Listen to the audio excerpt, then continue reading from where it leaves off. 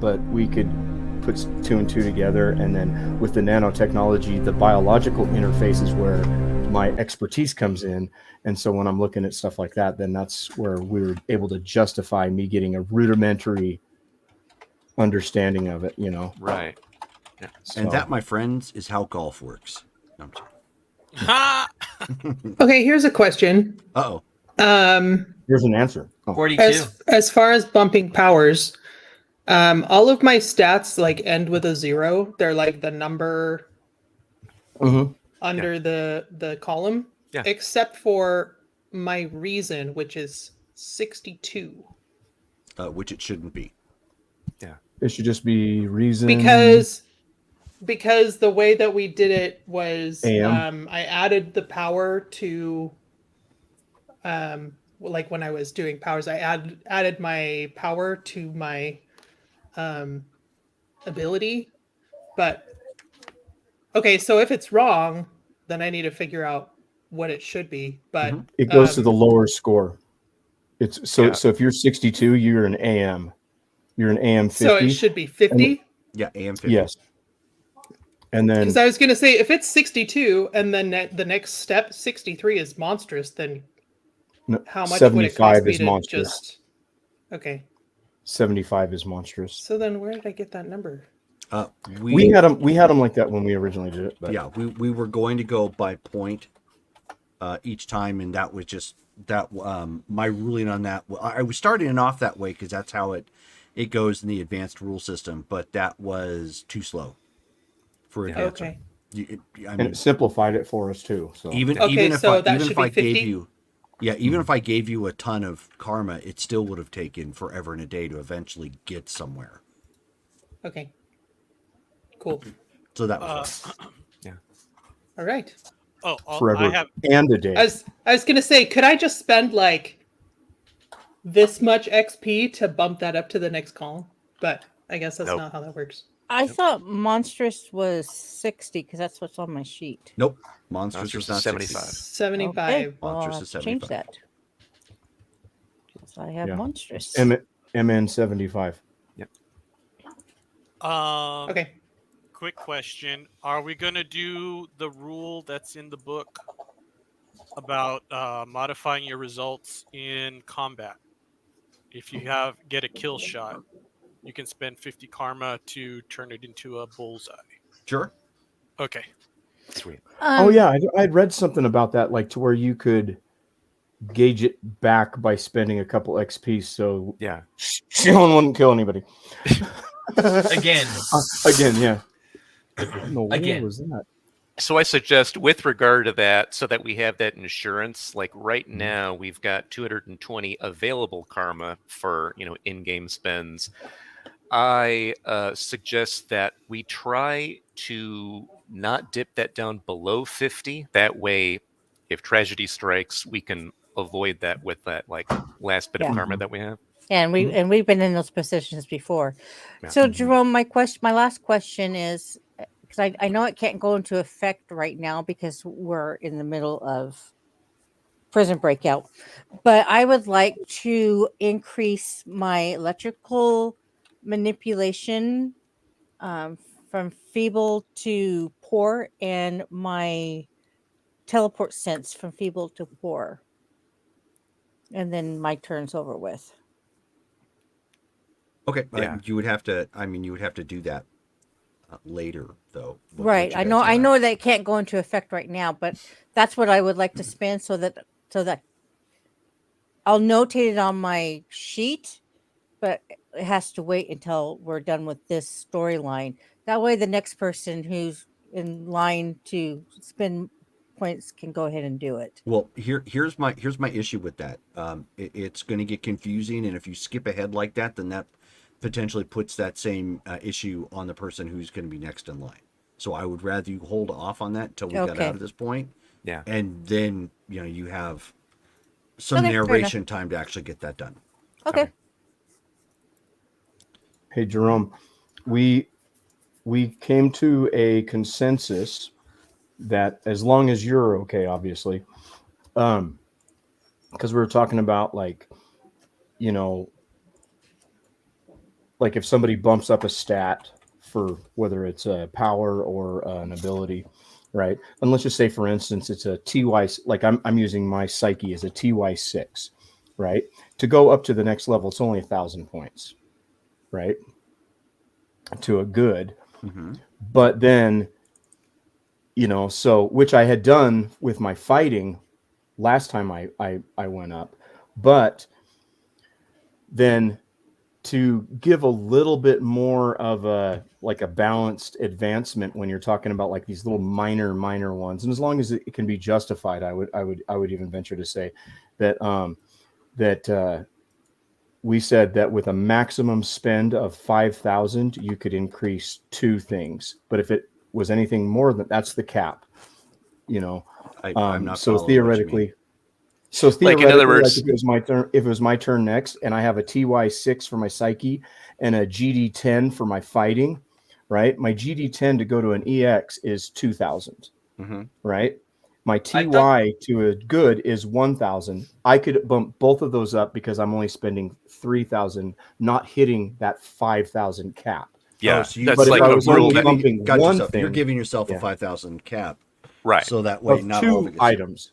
Yeah. So Exactly. if we're bumping 2 things, Right. If we're only bumping one thing, It can go above that.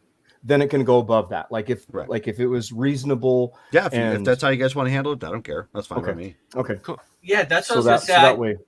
I thought that was our idea. I didn't remember Jerome having input on how we spent the experience. That was, I think, Dale's ideal to do it that way. That way we all get a chance to make improvements. Yeah, exactly. Well, yeah, but we still have to, if we're bumping our character up by 2 stats, it still would need to be approved by Jerome that way. Right. Where, yeah, like what we just did with Shelly, Yeah. because she can't, because we're in a weird situation where she can't do that training right now. Right. So, okay. Who wants to give us a recap? I will, since I took the notes. All righty. So, last issue, Cold Winters. The Legacy find themselves in a cold, dingy cell, and the bars are emitting a buzzing sound. They realize that they are no longer in their uniforms and wearing ratty jumpsuits and been given burlap blankets. They're also still in the inhibitor collars. Xenofreeze and Moshpot are not in the cell with them. Lightbringer checked out Shone and confirmed nothing was broken. She just really banged up. Hyperion had to reboot and was looking like an android for the first time. While they were discussing their situation and who would have known about them, a voice came from the corner of their cell. Out walks a female with knowledge of what they are. She mentions that Hyperion reminded her of another synthetic named Anton Rusev. They figured out that they were in Russia and that they are working with, and the Russians are working with the Yabari. They also find out that their cellmate, their new cellmate, is a deviant and has all her powers regardless of her wearing a collar. She offers a deal with the group to try and escape. Hyperion checks out the collars to see if there's any way to disengage the power nullification, but leave the tracker engaged. He has Lightbringer try to use her psychic abilities, and she is able to communicate with Hyperion. She then broadens her abilities and picks up on that their new friend has the hots for to communicate with Ixion. Hyperion and Lightbringer were in the Oh same yeah, place. I guess no, because she first tested it out on Hyperion, Oh, okay. and then she kind of was checking out our new cellmate and found out that she has the hots for the android. She tries to use her illusions and feels the pain in her head. She was then able to reach out to Xenofreeze. Turns out he's in a lab and has been separated into different beakers and flasks. While talking to his sister, someone entered the lab and stirs Xeno. then tries to use an experiment on him using a speaking spell. Turns out it's a Yubari. The Yubari's name is Frill, and he's been trying to fix Xeno. Turns out that the raid they used to capture him in Hyperion was not test ready, and they may have damaged his biology.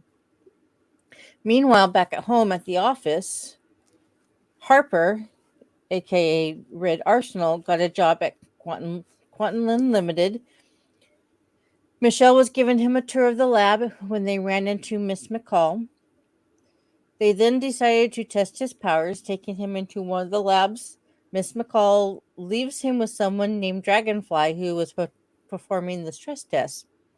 Dragonfly gives him a blast to the chest and quickly finds out that he's not wearing any armor. Red Arsenal then engages and tries to swing on her but misses. Dragonfly goes in for a kick and connects and then notices that he has healed the previous damage. After the so-called stress test, Miss McCall takes him shopping for a new suit and some shirts. Once the shopping was done, she hands him an NDA to sign. Back in Russia, Hyperion has Lightbringer to reach out to Mosh Pit. Oh, wait a minute.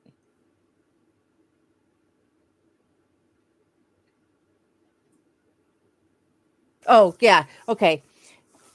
So Hyperion has Lightbringer reach out to Mosh Pit, but he can't be reached. Hyperion asks their cellmate her name, and she gives them Bitter Shadows. After Hyperion induces the team, she realizes they are the Legacy. Together, the four of them, they devised a plan to infect Lightbringer with a disease in order to get her out of the cell and possibly out of her collar. With the help from Bitter, she might be able to overpower one of the guards and take their weapons. She reaches back out to Xeno to check on him and inform him of the plan. While speaking, the singing spell starts spelling out his thoughts. He gets Frill to unplug the device while they're not communicating. He tries to force the other parts of his body to rejoin. He only succeeds to force the beakers to clink up against each other. And we ended with Lightbringer connecting with Bitter's mind as they go out to find the disease.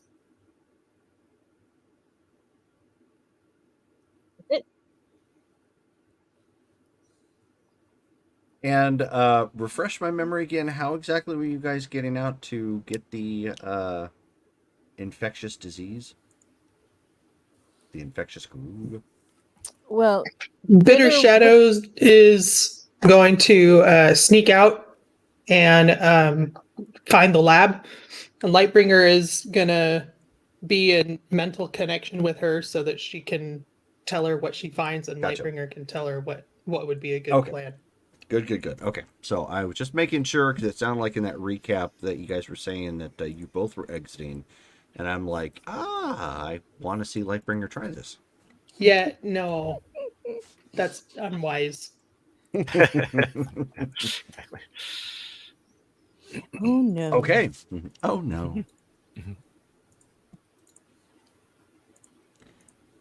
Yes, caught in a mosh pot. All right.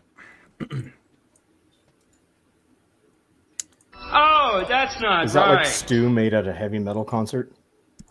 What, mosh pot? Yeah. No, that's brought to you from the people who have who designed Chia Pet. Oh, okay. It's in case you want to have overly active plants in your home. All right. So, anyways. All right. So, Davey, we will be getting back to you in a dramatically appropriate moment. Nice. Just to let you know. However, the NDA that you had asked about is actually similar to the what you would have signed with Quantum Unlimited. Oh, okay. So but no trade secrets. Yeah, but it's a little bit more. It's specific to Meredith McCall. Oh. And you would have been told that she can't share a lot of details as of yet. Obviously, because you haven't signed the paperwork. But if you agree to sign the paperwork, She can put you in touch with individuals who can help you find out more about your direct past Ooh, and who and what you interesting. are. Nice. Okay. Okay, so while you are kind of discussing that Yep. in the background, so morning comes around at this point. In the vein, a fresh pot of coffee is brewing, churning and gurgling as Helios has used the robotic arms that extend from the ceiling to get that all set up. Once again, nobody else is in the vein. It has started to become a bit of a bachelor pad. Are you trying to imply that he's a dirty person? No. Just that you're currently flying Stag, Okay. which is odd given the fact that most of the group usually stay here. And no one has like phoned in or said anything in the past couple of days now. Has it been that long? It has. So, go ahead. He'll do test beeps on the communicator. Okay. So it taps through. Sounds like it is working as it should. Helios can confirm that the signals are working. It's just there's nothing receiving from the other end. When did they go out of contact? Great question. You actually have not been paying attention. All you know is now you haven't heard from them in a couple of days. You have been busy trying to support and regale the employees of Quantum Unlimited with your fine pastry works. How you make friends in an office. Exactly. He bought donuts again, didn't he? He bought donuts again, and at one point he actually sprung for pizza. That is also the corporate thing to do. So they are happy that you got them grandfather pizza.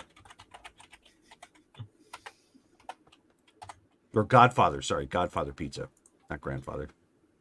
And Helios doesn't know when the communicator stopped responding? No.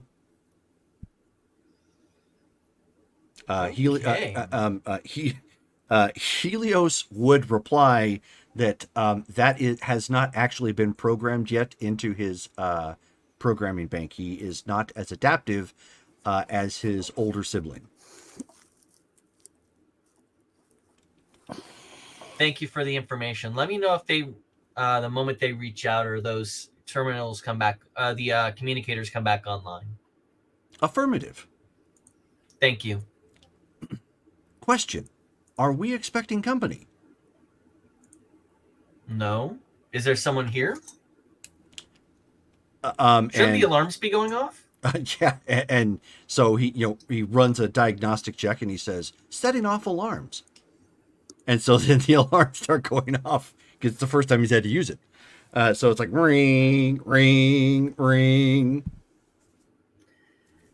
And of course the whole place, goes on lockdown. And the elevator opens up at this point. And you see an individual who has to duck to get through the elevator entrance and stepping out. And dressed in his uniform that would be, denoted in the pictures that you guys have seen at this point, is Jurgen. I knew you knew where we lived. Coffee? He says, no. He says, I'm here to do something your daddy should have done a long time ago. Be a father? Spank your ass. Spankings. Sorry about that. That's that was appropriately timed. That was appropriate. This is a test of the emergency broadcast system. Even the government is trying to warn you at this moment, and everybody in your area. Danger, Will Robinson, danger. So go ahead and roll for initiative.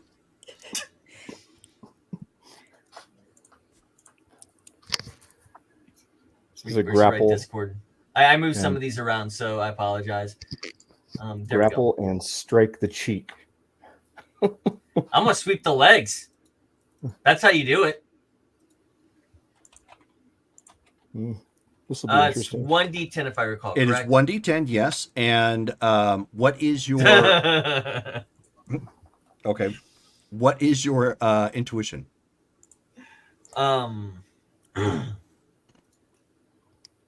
Intuition is 30. Remarkable. Okay, so you would add 2 to that. A whole 3. Yes, 3. Ooh, wow. Big spender. So clearly, in your sarcasm, you were not prepared for the ass spanking comment as he quickly moves to engage. 1 second. Oh, crap. That was not good. I threw a die on the floor by mistake. I don't want to lose that, because Hope will find it and we'll go God knows where. 1 second. Oh! How in the hell did that happen? Wow. It landed actually on my desk. It flew backwards out of my hand, like in an arc to fall off of the off of my desk and landed on my desk. That's impressive, if I do say so. You're myself. talented. Okay, so he has rolled high enough for 3 attacks. So his first action at this point is to quite simply give you the 5-finger discount to the face. And just would you like to attempt to brawl or brawl, block, or dodge? I'd like to rocket travel dodge, but I'm not sure if that's possible yet. I mean, you could still attempt to fly. Keep in mind, the vane isn't super high to like shoot straight up, but I mean, you still can attempt to try as a form of your dodge. Yeah, that's going to be my dodge, is Sure. a rocket dodge. Okay, so roll your agility. Rocket dodge. Down to EX. That's going to be a white feet. All right. So you fly. So you start to like fly right up, and his big palm just swats you down like a fly. Just bam, hits you hard. When he connects, there is a lot of impact with it, but it's not as much as you would anticipate somebody of his size and stature and reputation. You take 20 points of damage over and above all of your protection. And so you basically rocket it up, and he swats you back down, kind of like a bouncing ball. So right, like bam. He hasn't a hold of you, but he's slapped the bejesus out of you with that hit. So you are still attempting to dodge on a white feet. So that was the first strike. Second. Let me see the result here. Roll for your endurance to avoid being stunned. Stone cold.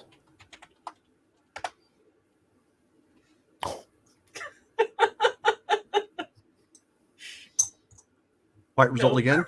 Woohoo! Look at that. Okay, hold on a second. I'll roll this. I'll roll this open. Bouncy. Almost like he was ill prepared for this fight.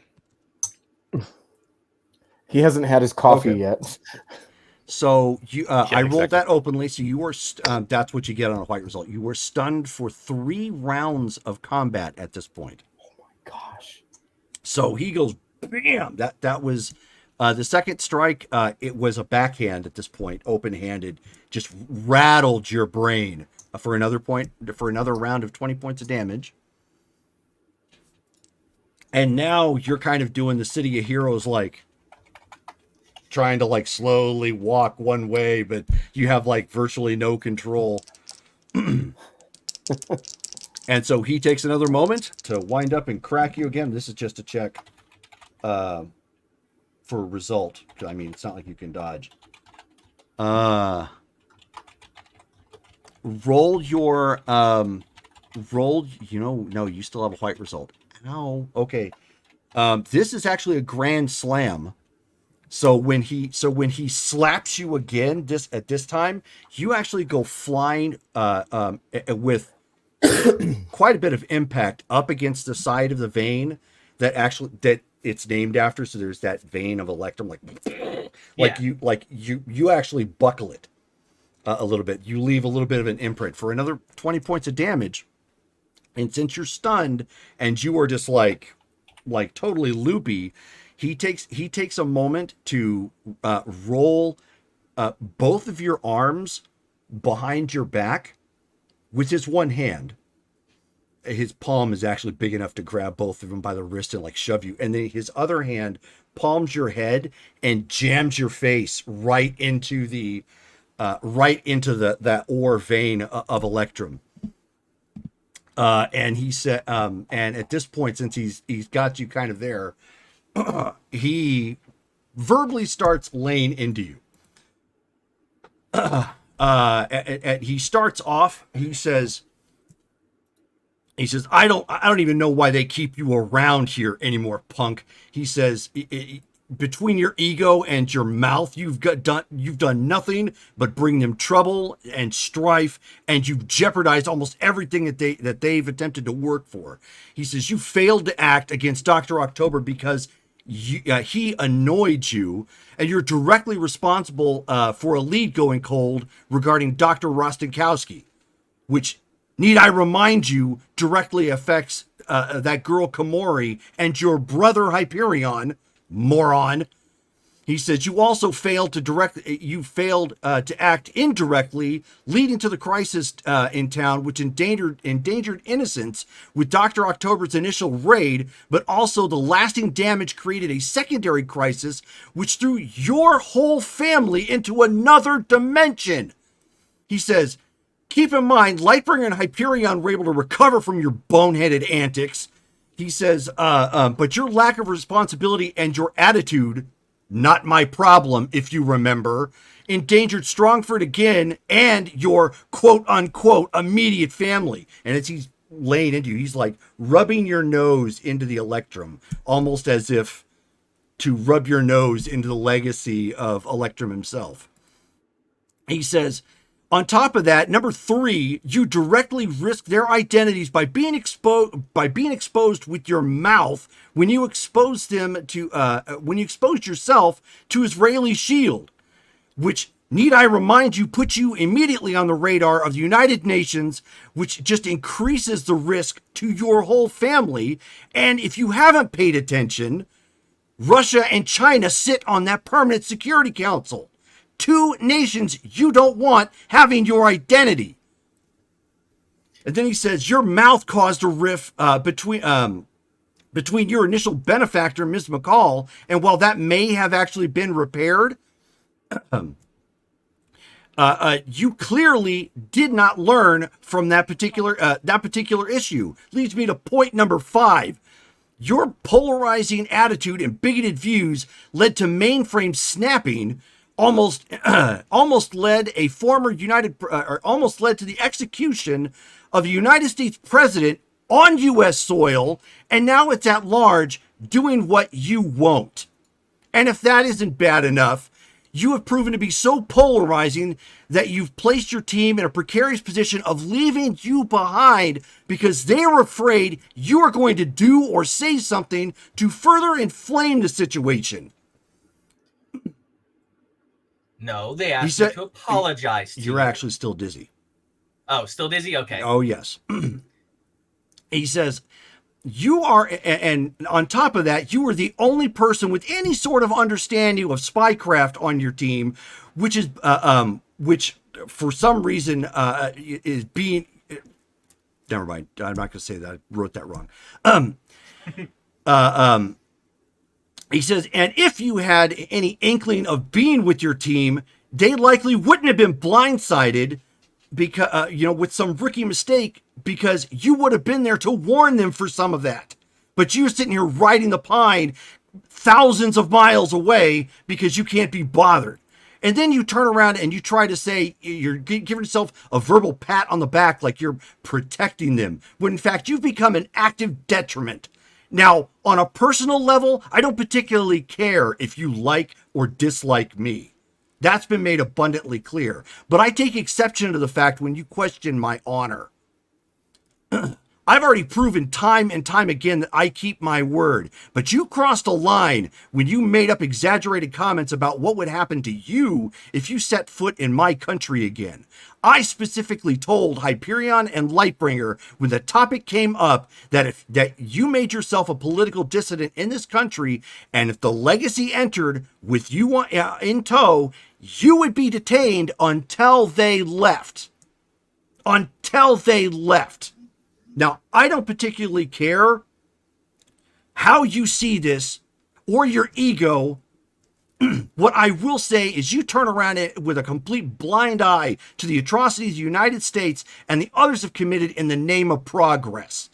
Experimentations on deviants, quietly bringing in their own Nazi techs, attempts to legislate their superpowers, and even an invasion of their privacy.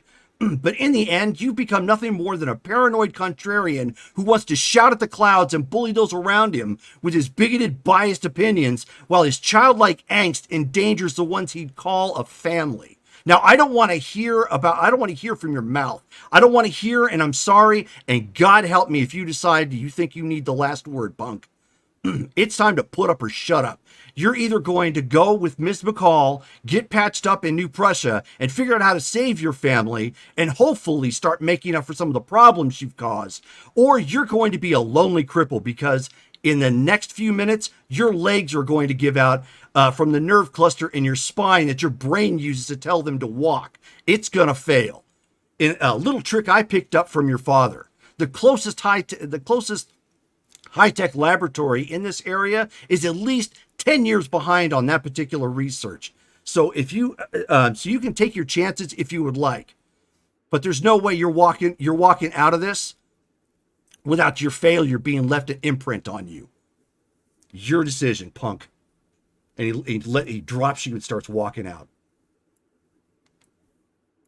He'll actually keep his mouth shut. And Helios is still claxing, and of course he reaches out with his arms to to restrain him. That's his programming. And Jurgen's just like, rip, and just rips it down. And he says, I'm paying for that, and just tosses it off to the side. And right at that moment, the doors start to forcibly open, and you can Helios, let him out. And you can actually see he's not pulling it open. He's just taking the elevator back down. And you can actually hear him say, Signet 1 for home, as he takes the elevator down. And as the doors are opening, of course the sirens are still going on. You see the familiar ship you guys used to have here start pulling in and landing. And of course you're wobbly and starting to pick yourself back up. The main table has been snapped partly in half, and there's this imprint on the wall, and of course sparking damage coming from the ceiling as the doors of the ship starts opening. Davey, you're actually there, and you can hear all these alarms going off and whatnot. And Meredith climbs out, and she's just like, what in the hell? Just looking around, and she comes running down off the ramp, and she's like, Freddie, what happened? Jurgen happened. Sorry, give me a moment.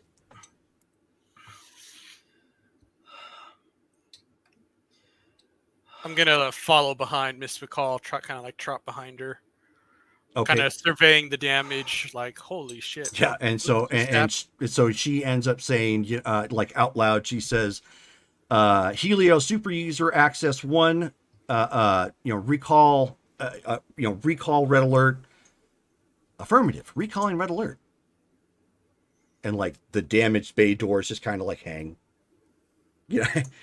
from where the arms came down, like it can't close, and you see a face on the monitor, which was responding at first. It was like, oh, the whole time as everything was happening. Now it's like, oh no. Mm.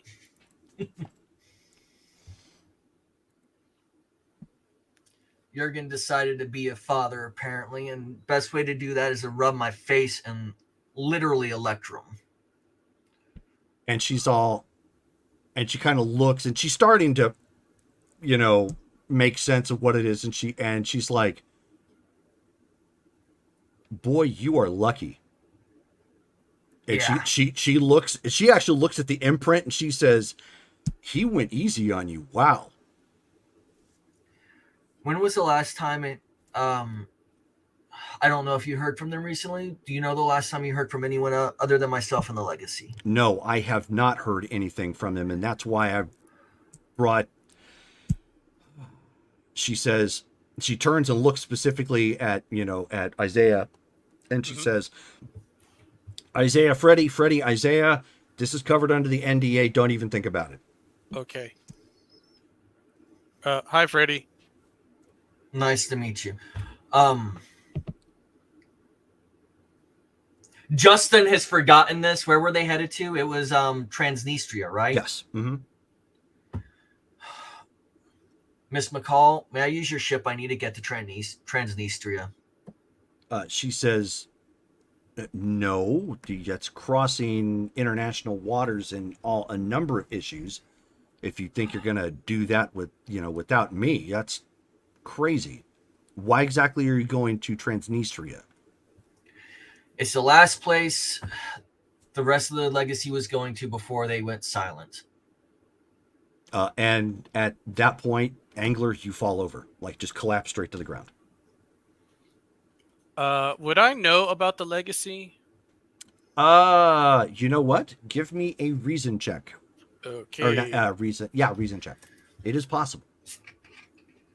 Reason TY6, probably not. Okay. That's typical. Quit it. Okay, how do we do this again? I mean, I know it's not super impressive when compared to like other stats or whatnot, but that's average human. Okay. It's TY, right? Yes, it is. Yes, it is. Okay. Roll it. White feet. Nope. Nope. Okay. So kind of look to Miss McCall, the Legacy. She says, yes. What is that, if you don't mind me asking? Actually, I don't mind you asking because, and she's looking down at, at Angler, and she's like, hold that thought. Angler, why are you on the ground? I think my legs gave out on me. And she says, Isaiah, come over here. Sure. Help me with him, please. Yep. Let's get Scoop him him into what passes for a chair here. Yep. I'll scoop him up and move him to a chair. Okay. And they're like limp noodles. It's not even, you can't even feel past your torso at this point.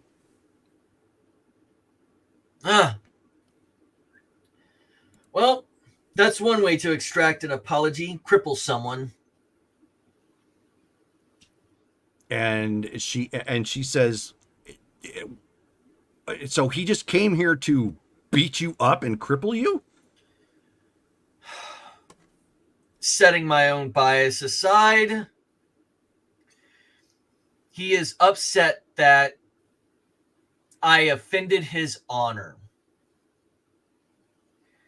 And so she stops and she gives you that look and she says, okay, don't give me that crap. That's the bulk of it. He is the upset bulk that of it.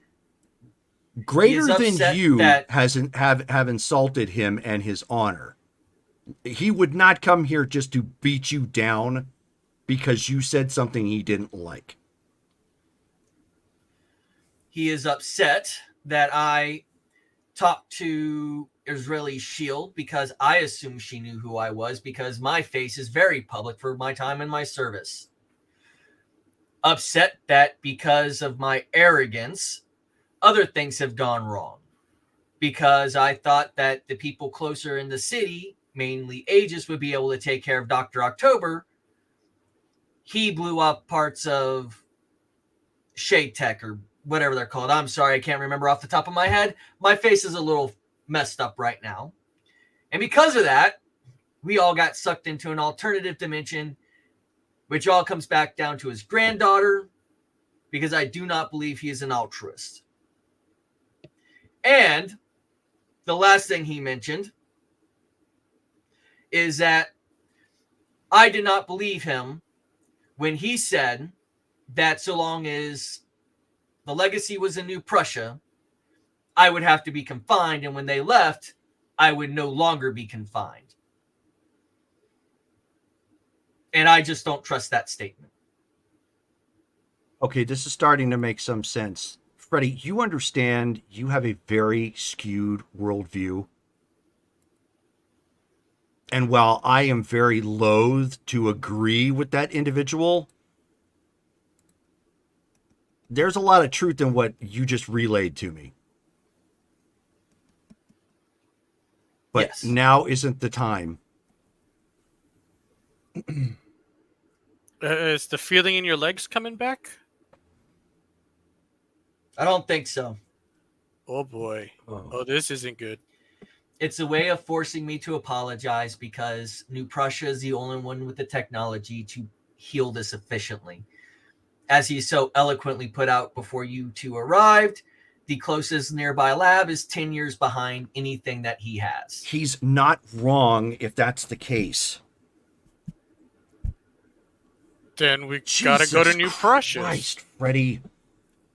We have to. So we're going there. We're not going to Transnistria. And he apparently knows something more about what's going on. And oh, You didn't know about the aliens. They're aliens?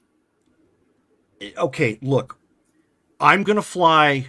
Can you please get Isaiah up to speed in an unbiased manner? Can you at least do that for me right now, for your family? Jurgen is the president of New Prussia. New Prussia is currently working to Isaiah, be a scoop state- him up. We're gonna walk and talk. Yeah. We got to get this going. Can we say that the chair is like a Yeah. wheel, a rolling chair? Okay, Yeah. yeah. I'll just roll him up the ramp. He will be, and he will be entirely facts related on this. Zero emotion, and he will catch him up to speed. Okay. Like, seriously, none of his statements could be misconstrued.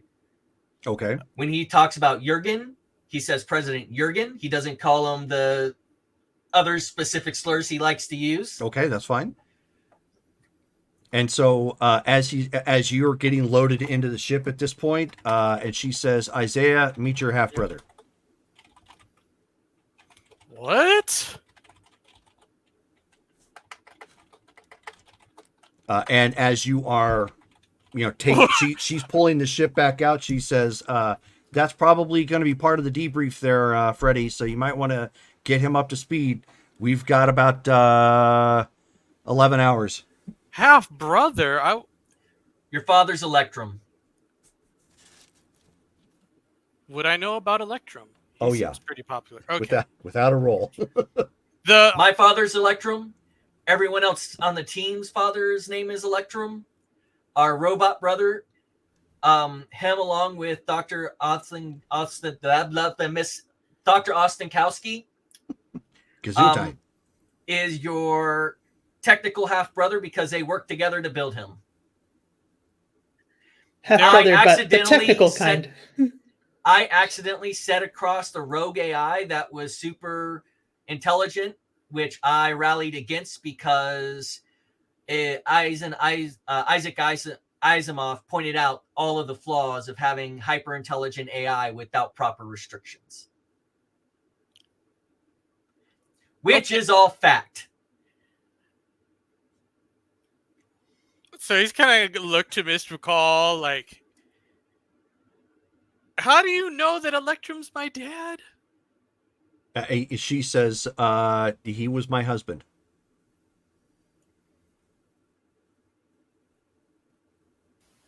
And he was Yeah. kind of a man whore.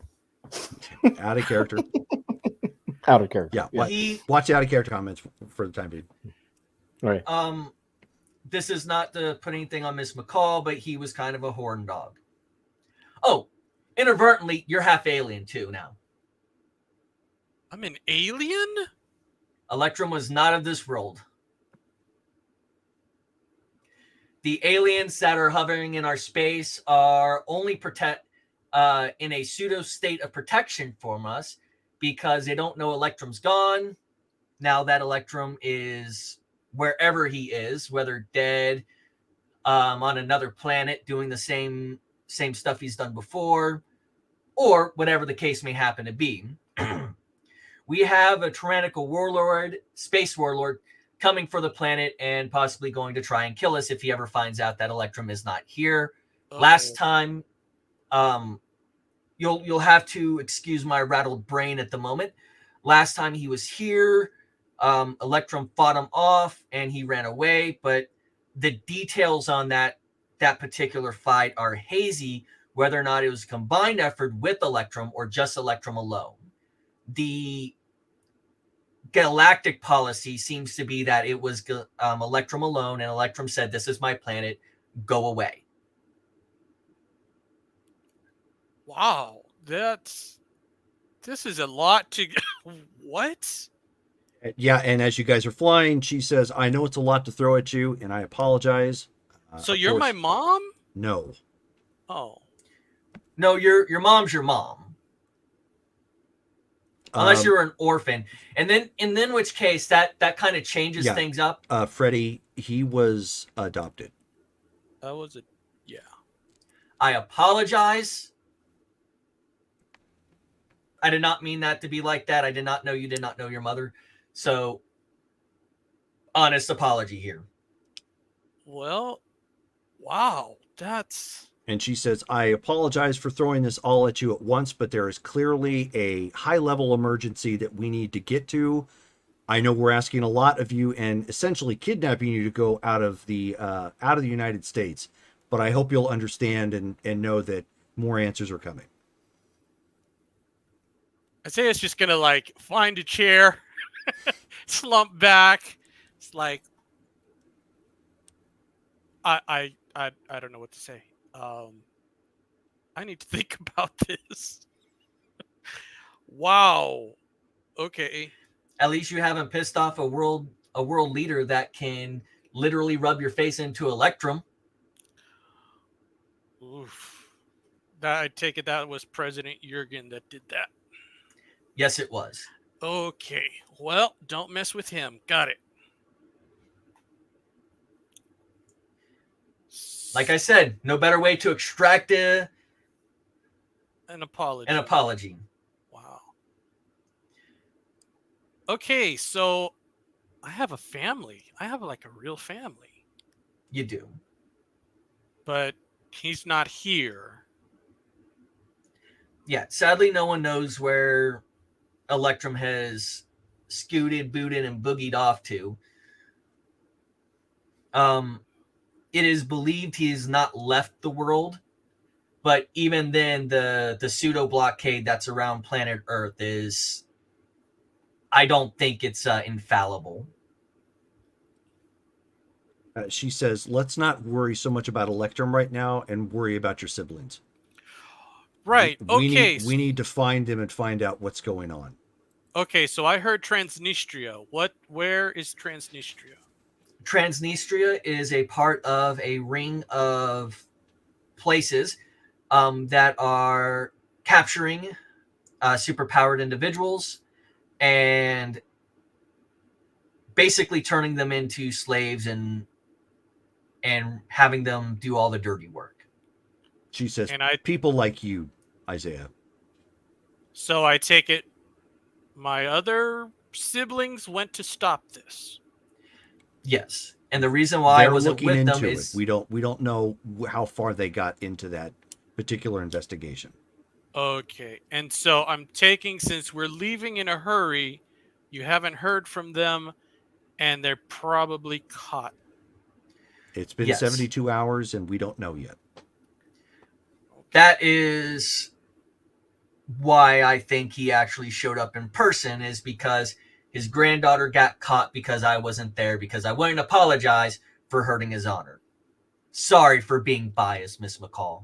And so she's like turns and shoots a look, looks at Freddie, and she says, "You still haven't learned, have you?" I'm going to apologize to him. It's not the apology. You moron. Do you understand even half of what he said or what you relayed is correct? How much damage you've brought to the others? I mean, for once, he's actually kind of magnanimous in his ass kicking.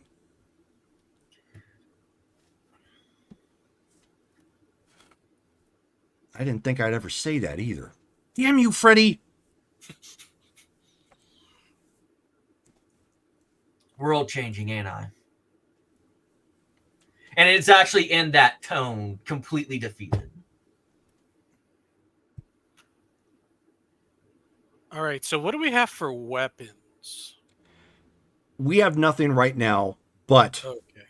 I plan on having a long conversation with President Albrecht when I get there, and I'm going to be putting my foot down where some of this is concerned. So, pin that comment for right now. Okay. All right.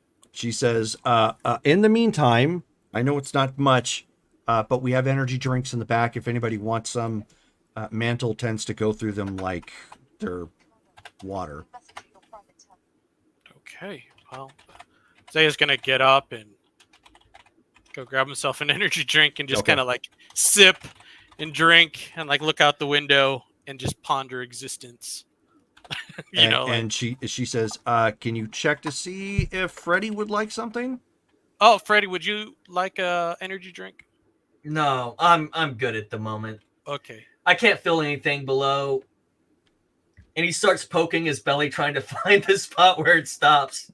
Yeah, it's I like think it's just the waist. it's right around your belly button ish. Like it starts I'm getting like fine. really numb. But yeah, Right now, I could probably pee myself and not know the difference. no, Ooh. you are Oh. not going to do that in my ship.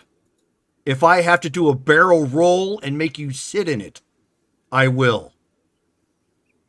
I don't know if I'll even be able to feel it if it happens. You better hold that in. Figure it out. I don't know how. I've never been paralyzed from the waist down.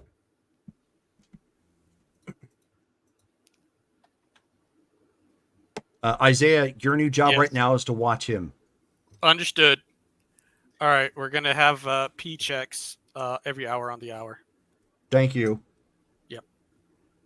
It is currently 7 a.m. First P check. Good. Hyperion's gonna find this logbook later on and be like, No. "No, Yeah, this someone's pranking me. this is for Freddie." No, we're not. We're not doing this. He's like,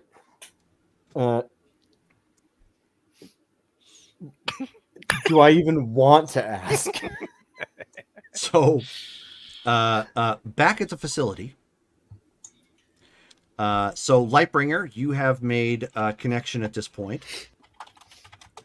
And as you can kind of, feel her thoughts and whatnot, because, communication wise and whatnot, this is the first time this has actually ever happened. It's almost like being in her head is almost like standing in an alleyway where there's just a little bit of light and having a conversation. Even if the conversation's innocent, there's something about being off to the side, like maybe it's kind of shady, maybe it's purposely private, whatever. There's just that innocent intent built into it, and it's kind of weird. Huh. Someone's going to kind of tug at her tattered sleeve, Lightbringer's tattered sleeve.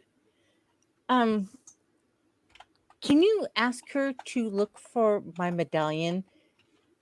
I can't leave the facility without it. So, like our personal effects. Yeah, everything else can because I don't care what they do with anything else. The medallion has to come with me. I'll mention it. I don't know if we're gonna have time to. We have to. It's all I have left of my mom. We have to. One of our objectives will be to regain all of our supplies, including any equipment in our armor, of course, unless there's an emergency and we have to leave it behind. But we'll, of course, do everything that we can.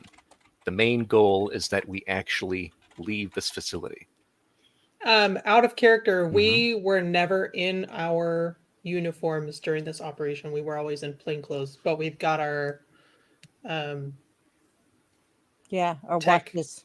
yeah. Yep. So Our our uniforms are in there. our faux watches. Yeah. Just FYI. So, So Lightbringer will say, I'll mention it to her. okay. Thank you. So take it away, Brittany.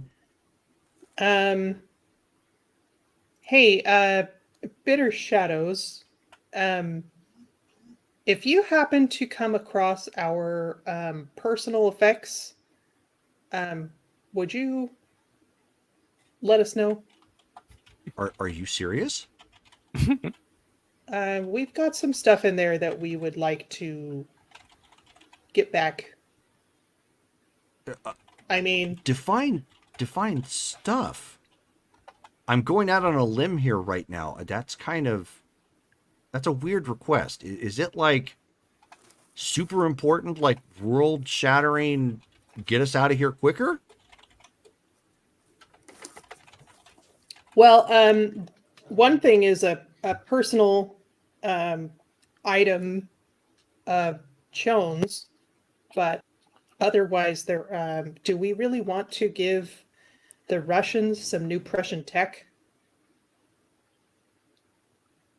Oh man, are you involving me in politics? Ugh. I'm just saying. You know the Cold Sounds a War's lot over, like right? Isadora. And we'd like it to stay that way. So, just if you can tell. All right. I'll see what I can do. You owe me. Okay. You specifically owe me. What? This is a We're weird all in this request. together. I'm not looking for jewelry we're in this together. Or I'm not the one who wants the jewelry. I'm just passing the message along. You people, I swear. Ugh. Can't you steal something, when you get back home? Look, I'm just the messenger. And I'm the one shooting the messenger. Okay, whatever. All right. I'm in a lab, and there's a lot of word salad that I'm looking at. What am I looking for? Okay, read me what you're seeing. Okay, so she's basically what she's doing is she's getting up close and just like trying to pronounce, the word, like just, but when she's saying it, it's like she's just kind of going, from left to right, just looking at shelves. And as she starts saying that, you start kind of getting a mental image of how they've organized things. Yeah. How they've kind of delineated and organized some of. You're like, okay, well, that's like painkiller. That's like, that's like a narcotic. That's just that's basically saline. So these or are the whatever have you. drugs. Yeah. Okay. She says, okay, so what am I looking for? Give me a reason check, Brittany. And you have medicine. Yes, I do. It So would have a you can add that. biohazard thingy on it. Okay. My brain was like, how do I roll again? Use Discord. Oh, noes. That's a white feat. I am going to spend a reroll. The only reroll I have. Hold on.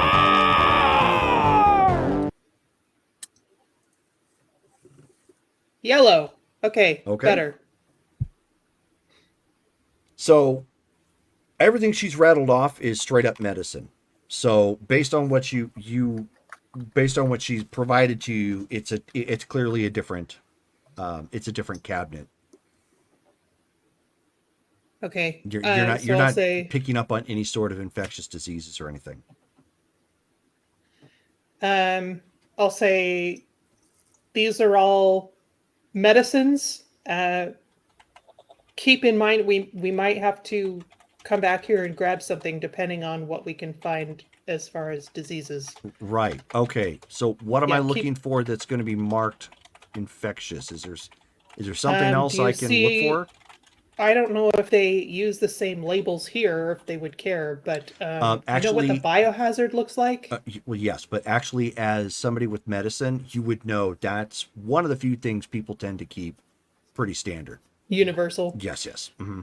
Okay. Which is Is why there anything biohazard. labeled COVID-19? Yeah, which is why biohazard. Which is why biohazard is actually kind of a universal sign as well. Like a lot of that tends to be very universal, just because nobody wants to play around with that stuff. It's Okay. just there's no sense in keeping it secret. Do you know what the biohazard symbol looks like? Yeah, I know what the biohazard symbol looks like. Look for something that's labeled like that. Oh, good grief. That'll- Okay. That'll give us a better idea of where the dangerous stuff is. Okay, hang on.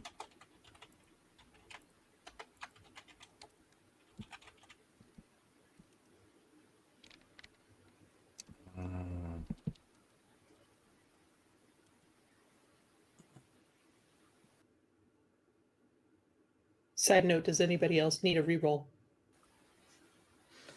I have one, so I'm good. I might need one by the end of the night. Yeah. Oh. I actually need one. Okay. I think I have one. You can give it to Shion first. Okay. Good. So Okay. she starts she says, "Okay, I think I found something. This is a pretty sealed container. I think I found what we're looking for. Hold on a second. I need to seep through." And then you hear her come back again, like, "Whoa, that was almost airtight." Whoa. Okay. I'm looking at a lot of weird names in Russian. You got anybody that speaks Russian? Yeah, Hyperion does. I'm not sure if I can relay Russian though. I'll try to pronounce it out to you and see if, and then run it by Tall, Dark, and Androidy. Okay, we'll do our best. Okay, so she starts kind of rattling off, some words and whatnot. And Carmen's gonna attempt to repeat Mhm. the syllables that she says. Roll your reason down one column shift. Me? Yes. Oh, okay. I was like, I'm not the one that has to do the hard part. No, you're not. Okay, so plus my medicine, but minus a column shift. So No, not your medicine. You're just trying to get the word. So it's just down one column shift from your reason. oh, okay. So it should be like IN 40, I think. Yeah.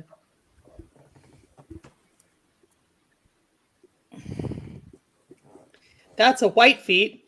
Okay. Shall I re-roll again? Yes. I mean, when you relay it to Hyperion, it's like that's not even a word. Okay, I'm gonna re-roll that. That I mean, isn't I Russian. figured. Do you want to use some karma? It's like Oh, not yeah. not Can we only use- was that not Russian, you just pronounced diaper in I said something really insulting in Yeah. something else. Yeah, Spanish, your- probably. What else? What else does he speak? right. What's What's your your say about my Um, mama?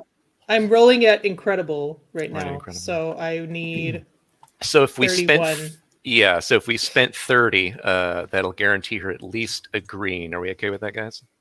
I'm good. Okay. All right, Okay. go for it. plus 30. 53. So that makes 83, which makes It's a yellow. yellow. Okay, so at this point, she's kind of rattling them off, and at this point, Hyperion, it's now starting to make sense. She ends up rattling off one, and some of these she's having to spell too in the I think it's called Cyrillic alphabet or something like that. Yeah. And she ends up coming across one that Hyperion you translate into Ebola. That last one may be the Ebola virus. So they have a selection of extremely lethal pathogens, it seems. You want to be extremely careful. Is there a cure for Ebola? Not to my knowledge, at least not available commercially. Because we want to try and find something that there's an actual antidote for, right? Unless you believe you can determine a cure.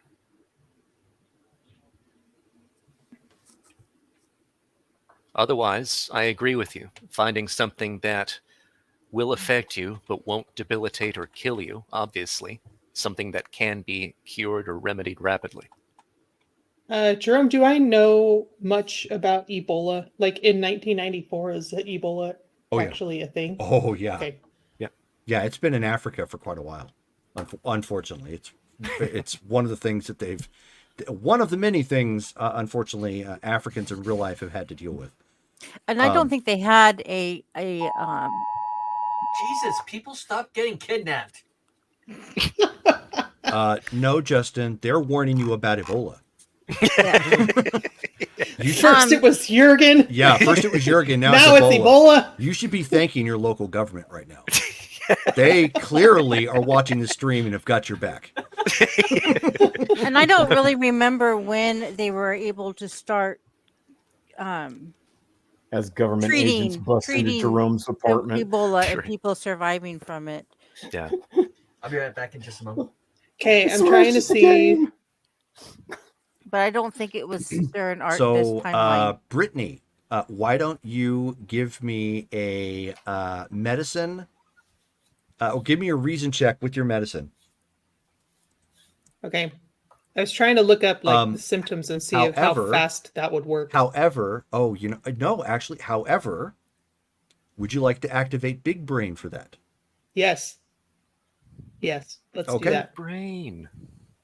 Okay, they so must be I'm rolling at CS 3000. Yes. Nice. Mystery Science Theater, 3000. Yeah, pretty much. Nope, just It should 3000. It should Or be 3K? actually, yeah, 3K. Yes. Green. Okay. A 25 and a solid green, you know. It's So cool. you start thinking over all of the things, like you've recently read some papers when in the science community, specifically medical community, on like how they've analyzed Ebola and whatnot. And you, with your big brain, you've effectively come up with what they use nowadays to attempt to treat it.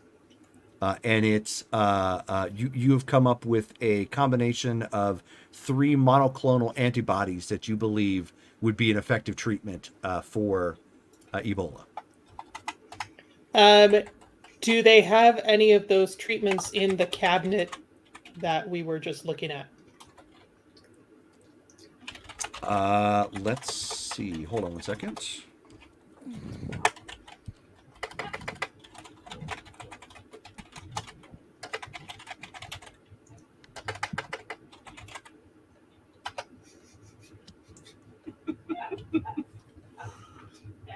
I'm chuckling at my notes. Good. I want to hear it later Yeah. after game. Okay. There we go. Oh yeah, yes they do. Oh my goodness. Okay. These they were first discovered and generated in 1975, with the first Wow. monoclonal antibody fully licensed in 86. Holy moly. So it's been around a while.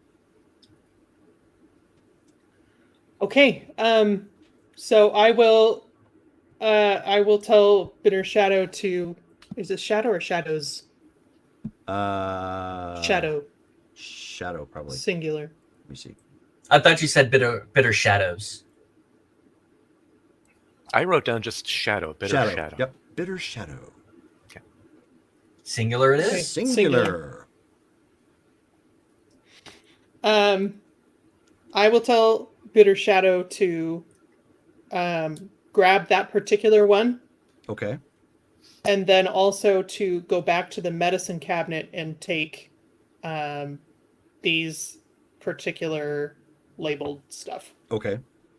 So she's And then so she says, "I've heard of Ebola. That's serious stuff. I thought we were looking for something that wasn't quite so lethal. Should I keep poking around or?"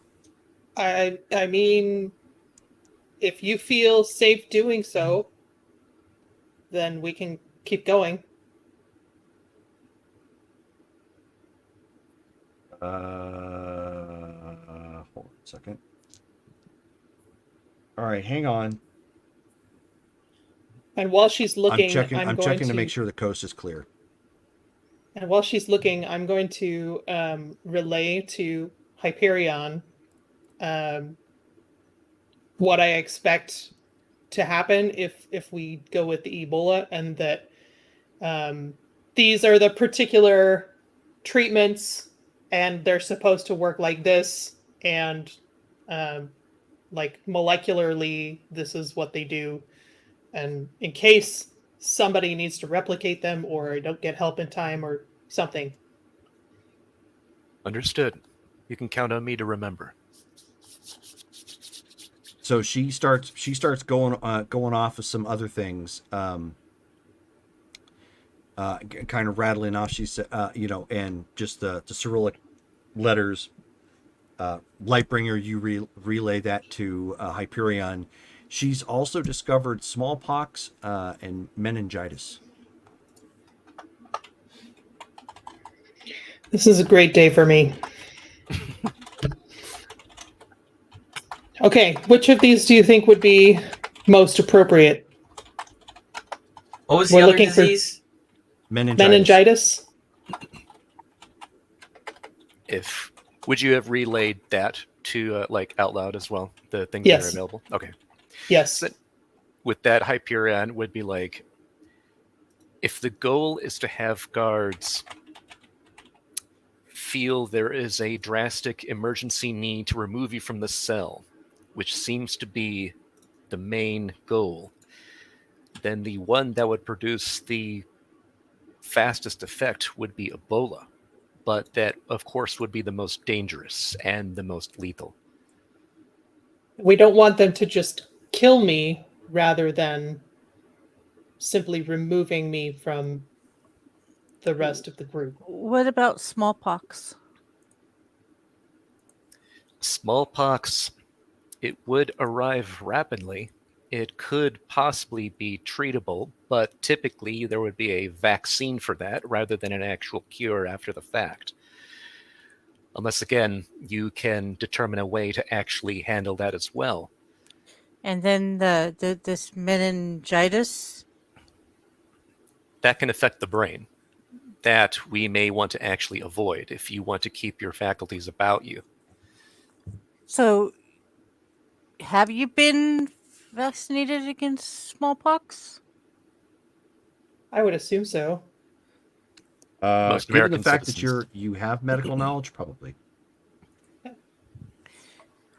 Well, I mean, Brittany is saying that in the terms of, um, is wouldn't that no smallpox is at this point one of those that's basically been eradicated, so we don't vaccinate against it but anymore. I had I had But to in have 1994, they would. yeah. Okay, Well, that's what I figured. even younger because in 1994, I was a young adult and I got the scar from the shots. Yep. Okay. So, Okay, so I would have had a vaccine from smallpox. Sure, mhm. that's fine. Well, then I So guess it's this Ebola. It sounds horrid. You'll want to make sure to engage that treatment soon. It will become more and more difficult for you to breathe. I'm sure you understand. Bleeding through the lungs, literally. You do Um, realize that your brother is a biologist, right? he's not super helpful to us at the moment. His but knowledge. I do have a question. Um, Obviously you can't catch it from her. I don't know about. I mean, we didn't really have a lot of diseases. Have you Here- ever gotten sick in your entire life, Sean, from any type of infection? No. Then it may be that your genetics are such that your immune system is superior, or much of these microbes and pathogens might not interact with your particular genetic structure. Well, if you were to catch it, the treatment it might not be the same, but maybe stay on the other side away from me. So, Brittany, you hear in your head, "Hey, I need a decision. I can't hang out in this lab all day like this. What's going on? What is it going to be?"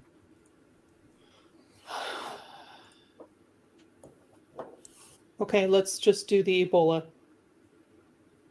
Oh, all right. You're braver than I am. So, what am I grabbing again? Grab the pathogen, and then grab these 3 from the medicine cabinet. All right. Just give me a second, and then you hear this. Oh shoot! Hold that thought. I kind of made a pun, didn't I? We're really kind of holding that thought. Interesting. Hadn't played out like this. You know, it's interesting to be able to talk to myself and know somebody else is listening, yet not actually talking out loud. Yeah, you can't see what I'm seeing, right? You're No. communicating my brain. Okay. That's yeah. I can't see through your eyes. A couple of doctors just passed by. And Ruption. they're dragging a third. Weird. What are they all human? We're all human, right? There are aliens here too. Oh, right.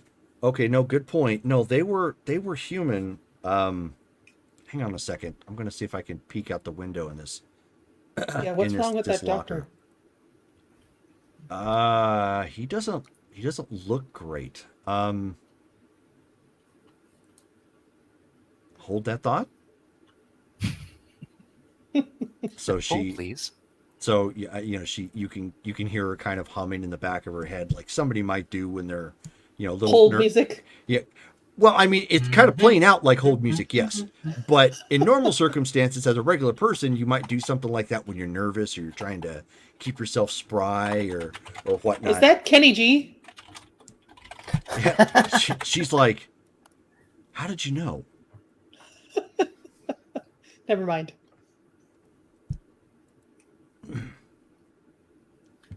Sorry, I'll try and think of something Eric Claptonish. And so she just, kind of keeps going. She says, Don't worry about it. Just figure out. They've locked this other doctor in, and it's a sealed room.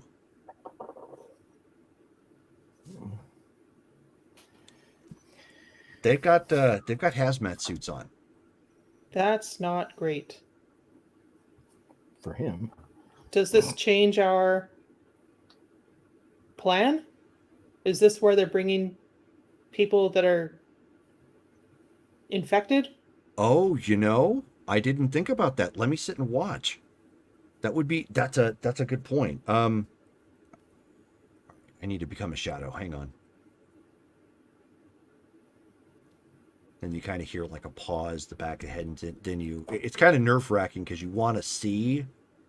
All you could do is hear, And then you hear her say, okay, yeah, he's really sick. He got exposed to something. They're talking really fast. Hang on. It sounds like this guy went somewhere he wasn't supposed to go. I think. Because they mentioned security clearance a whole lot. Hang on. Okay, they'd mentioned those alien things. So maybe he got in contact with an alien he shouldn't have. Wait. You don't think that there's infected aliens on this planet, do you? I have no way of knowing. You're not going to ask me to investigate that, are you? Any new species to this planet would be unaccustomed to all the pathogens on the planet. That's what happened with a lot of explorers and native populations. So it's okay. Who knows? Run this by Big Brain a second. What if we go with that idea? Right? I mean, you're going to fake like you're sick anyways, and they're going to probably pick up on whatever you're putting in yourself. So you still have to find a way to fix it. But what if we say this was that? That I was exposed to one of the aliens? Right. Whatever's going on here. Are they like scanning him? Yeah, they're looking at him, but I mean, but like normal doctors would, they're hooking him up to devices and whatnot. He looks terrible. I don't know if that's something I could fake without an actual bug. I mean, it definitely wouldn't hold up to machinery. All right. Do I need to come back then?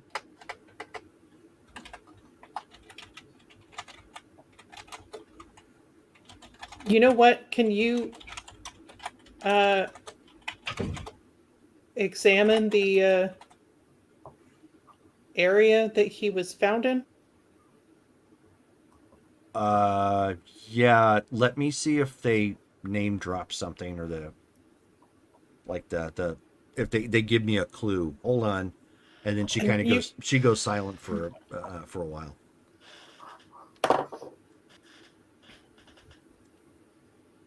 She says, okay, got it. Looks like it has something to do with the hangar area. I'm going to go check that out. Okay. And I am not looking for jewelry right now. I'm just stating that up front. But if you should see anything, just tell me. Are you sure you guys are the heroes? Because you're sounding more like pickpockets right now.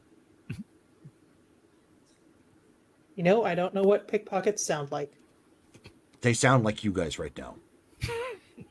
Locked up and still addicted to trying to steal somebody's jewelry. Steal back is the operating word. Oh, possession's 9/10 the law. Come on now.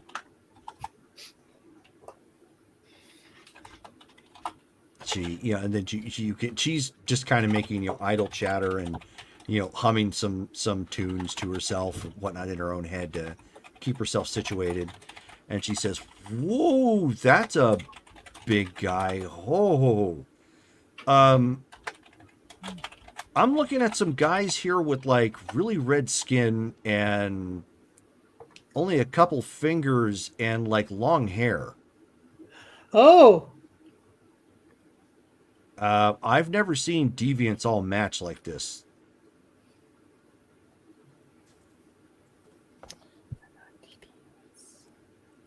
they're Tavaxians.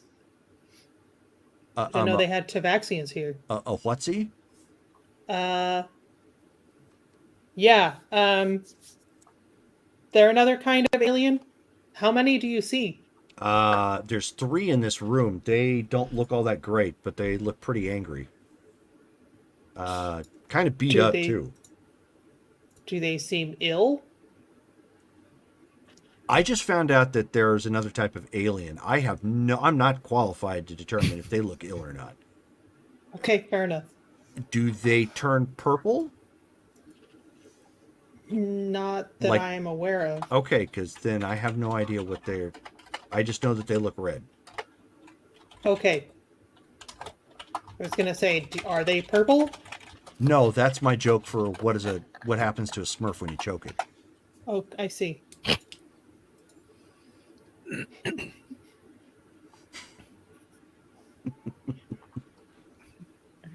Okay. And this is where he got sick? It sounds like it. Yeah, this is a hangar area. It looks like they've converted into some sort of holding cell. It's away from the others.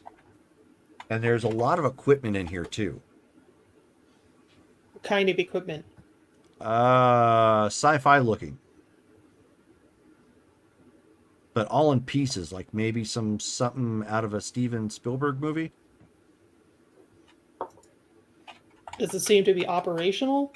Oh no, I can't imagine this would be operational. It looks like it's in parts. Mostly. Some of it looks damaged.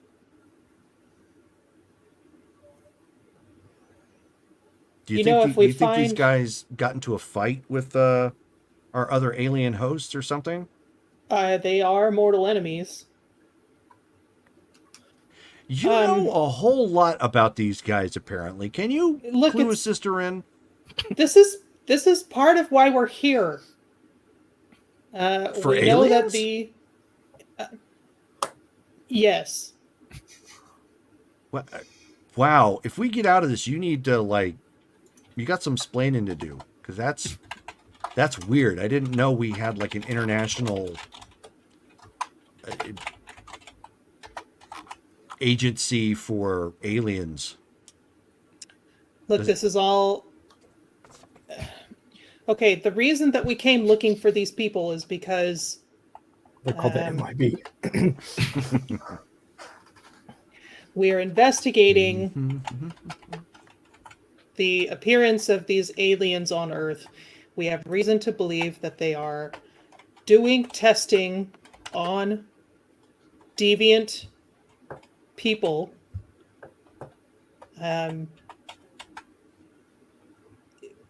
To basically build an army against other aliens that are, including the red ones, and some others. Oh wow, And- that is dirty. So and that's the tip of the iceberg. They're basically just turning people like us into living weapons in their Yes. Star Wars, basically. Yes. Oh, screw those guys.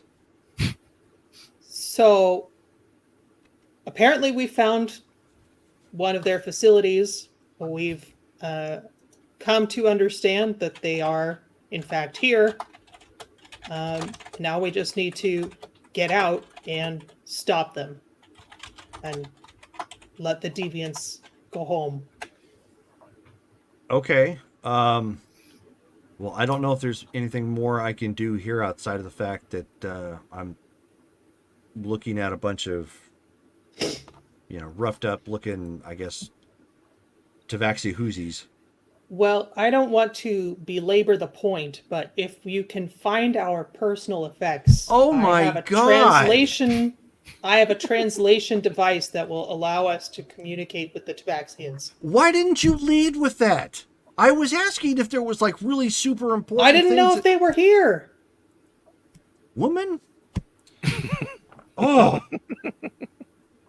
Look, I'm about to be infected with Ebola. I've got a lot of things on my mind. okay, fair. You are horrible at this cross team up thing. You know that? We all have our individual gifts, okay? All right. Hang on. I'm going to jump shadows real quick.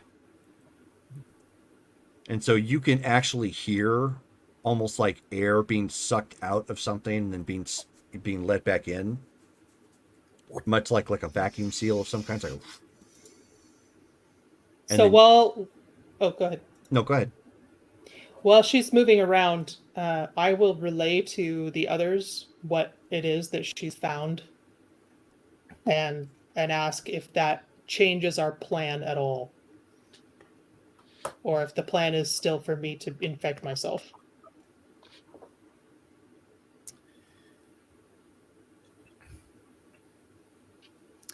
It's so far impossible to determine exactly how they'll react, but it's likely they will at least take you out of this room and quarantine you. Apparently, they do have quarantine procedures, seeing as how they were wearing hazmat suits and took that individual into a special cordoned off room.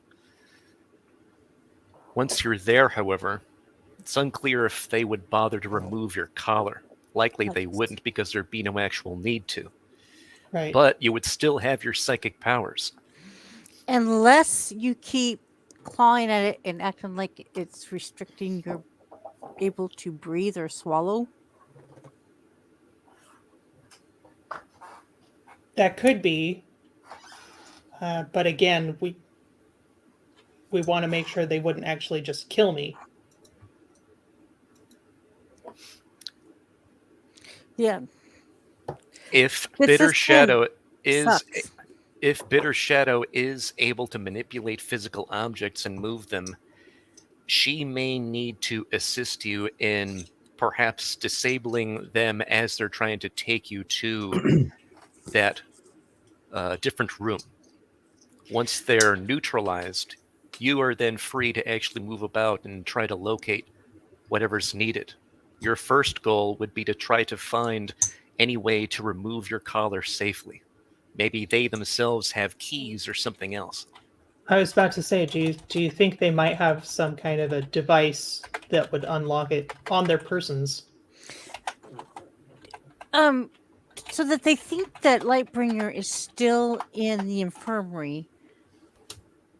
Do we want her to put the inhibitor on one of the incapacitated individuals? That might not be necessary. Based on what Bitter Shadow was telling us previously, it seems that any tracking technology on the collars is just to make sure anybody who leaves the area can then be found, and that can be actually recognized. Where they actually are within the facility doesn't seem to matter. This is, of course, based on what she's seen and what she relayed to us earlier.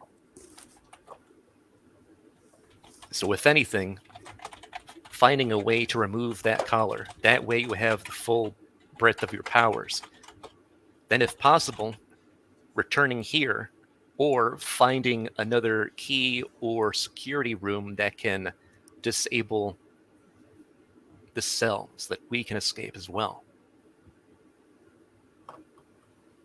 Admittedly, a lot will be on you in Bitter Shadow, but until we can get these colors off and leave this cell, obviously we can do little to help you.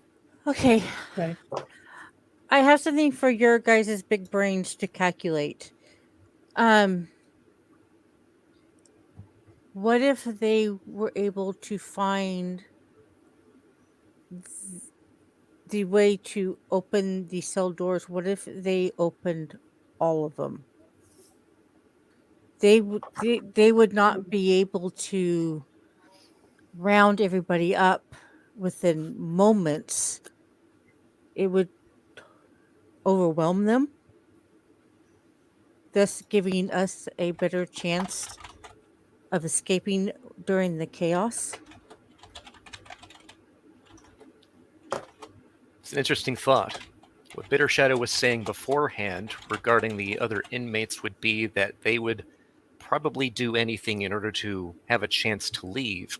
But if all of them are simultaneously granted freedom, that will cause chaos. It does seem that the guards have those rifles that fire taser darts, so they don't intend to actually kill anyone trying to escape.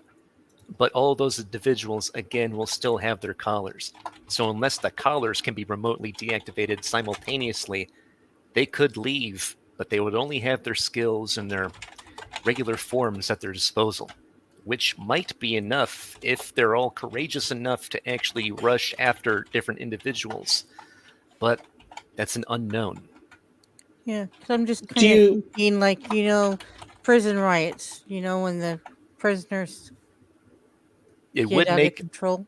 it would make for an excellent distraction. However, that would likely put the entire facility on maximum alert. Therefore, the security presence may then be higher than what we want. If anything, we may want to have any type of mass breakout to be one of the last things we do before we leave. do you Especially think since we're trying to save everyone here as well. do you think they have some sort of a mass incapacitation feature on the collars? If they did, they themselves wouldn't be carrying around weapons for their protection and for tasing people. Also, the technology on these collars is not up to date. Again, that's why you're able to use some powers. And you didn't notice any like explosive mechanisms on our collars, correct? I didn't, but that doesn't mean that there isn't something there. I would need to remove it, but I don't have the tools to do that without tripping something. Because I'm kind of wondering, because the collars on the two that we were trying to rescue, they had explosives. Which would make sense.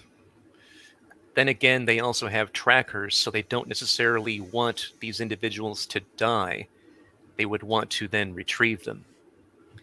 So the odds are that there are no explosives. However, I can't completely rule that out. Well, it's a risk we're going to have to take. True. They may not have technology that allows them to deactivate all of them at the same time, also because of their lack of sophistication, but there would at the very least be some sort of device, a key, something that at least when brought into proximity of the collar would deactivate and unlock it. I wonder if they are able to infiltrate the security that would unlock all the doors. If somehow Flightbringer has her collar off, if she can use her radioactive stuff to fry the systems to where they can't use anything to re-secure anyone. Destroy the controls after she's unlocked everything. Yes. We would want to make sure that we've done everything we want to with that security room first, because that will be destroyed for us as well. Right. We can definitely add that to the list. So hold that thought. Xenofreeze. Yes. So the lights come back on in the room, and you hear some whistling sounds. And that's typically the mood that my Ubari friend has put forth, correct? Yes. And so Okay. the door slides open, and you hear, "Hello, little Cerebro." That's apparently Russian for silver. I hope you like it, because you're silver. Well, he hasn't got my thing on right now, so I'm not speaking to him. So he flips it on, and you hear. Okay. Well, I am wonderful. I couldn't be better. Wonderful. Couldn't be better. And he said, so he's like, "Oh, excellent, excellent." And he says, "Did you have a good night's sleep?" Best I've had in a long time. He says, I find it difficult monitoring your vital signs, but they are still erratic. Apologies if we haven't had any sort of progress there. You would like to know, however, I am recombining you one of your bottles into you. So do let me know if you feel any particular sensation. Okay. Oh, get out of the way. Hold on a second. My cat decided to come up here and I was gonna say She's- it's a blackout. she's standing in the way. Come on, out of the way. Out of the way. Out of the How'd you way. know what type of microphone I have? Come on. Up. Huh, who, what? Come on, sweetie. I know. She's Hello, like, Vancouver by night. Hello, Vancouver by night. She wants to be a movie star. Yeah, I know. She likes being up here by me, but unfortunately, when she sits right down, she sits right in front of my monitors, and I actually can't see anything. So that'll have to be later. Sorry. Okay. All right. So he says, okay, so hold that thought. If you feel any burning sensation, please let me know.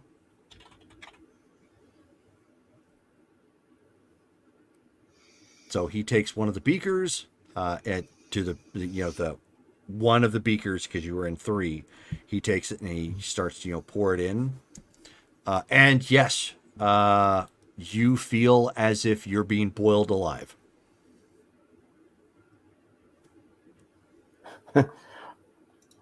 Ah. Right. roll your endurance.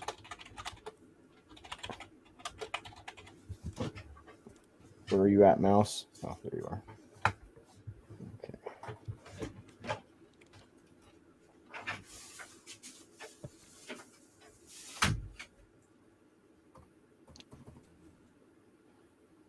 And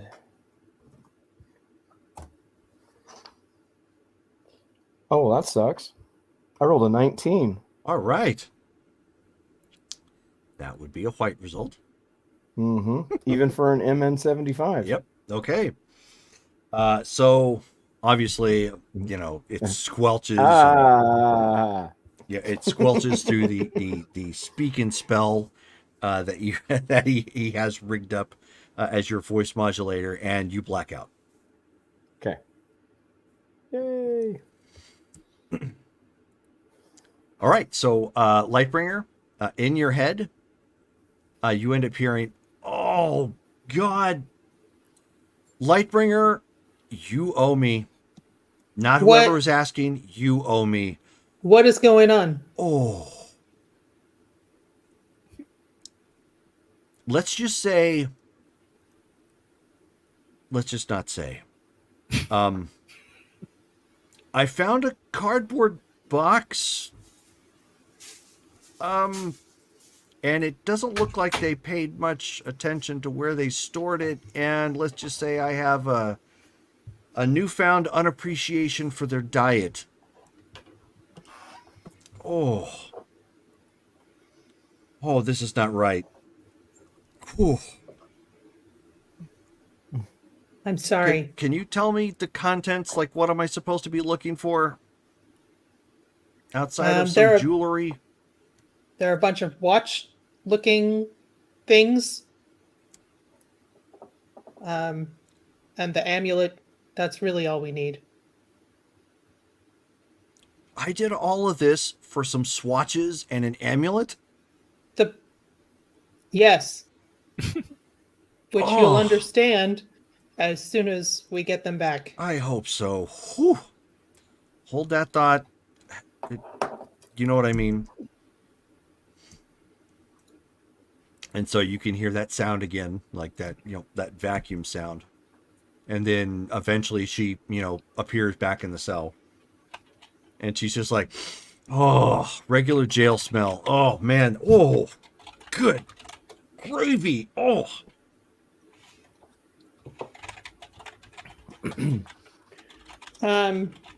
Obviously Lightbringer will disconnect Yeah. as soon as she sees her. Yeah. And she'll grab the watches and Okay. distribute them, and So the there amulet. was 4 or 5. So yeah. Yeah. Shone is going to clasp that amulet close to her chest, Okay. and she's just, thank you, Bitter Shadows. You have no idea how important this is to me.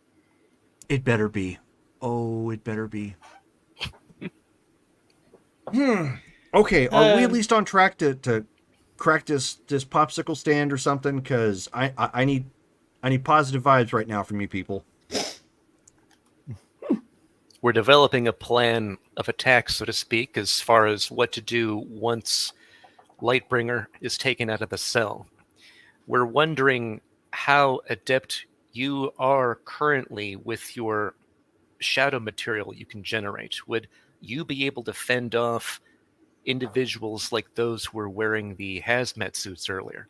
Oh yeah, that's easy peasy lemon squeezy. I mean that's not a problem. It's just Right. if I start throwing that around, they're going to hit a general alarm, and people that can deal with that are going to start popping up. You didn't happen to notice whether any of the guards have some kind of a deactivator for the collars? Only their security chiefs do. That I know. They don't give those out to just anybody.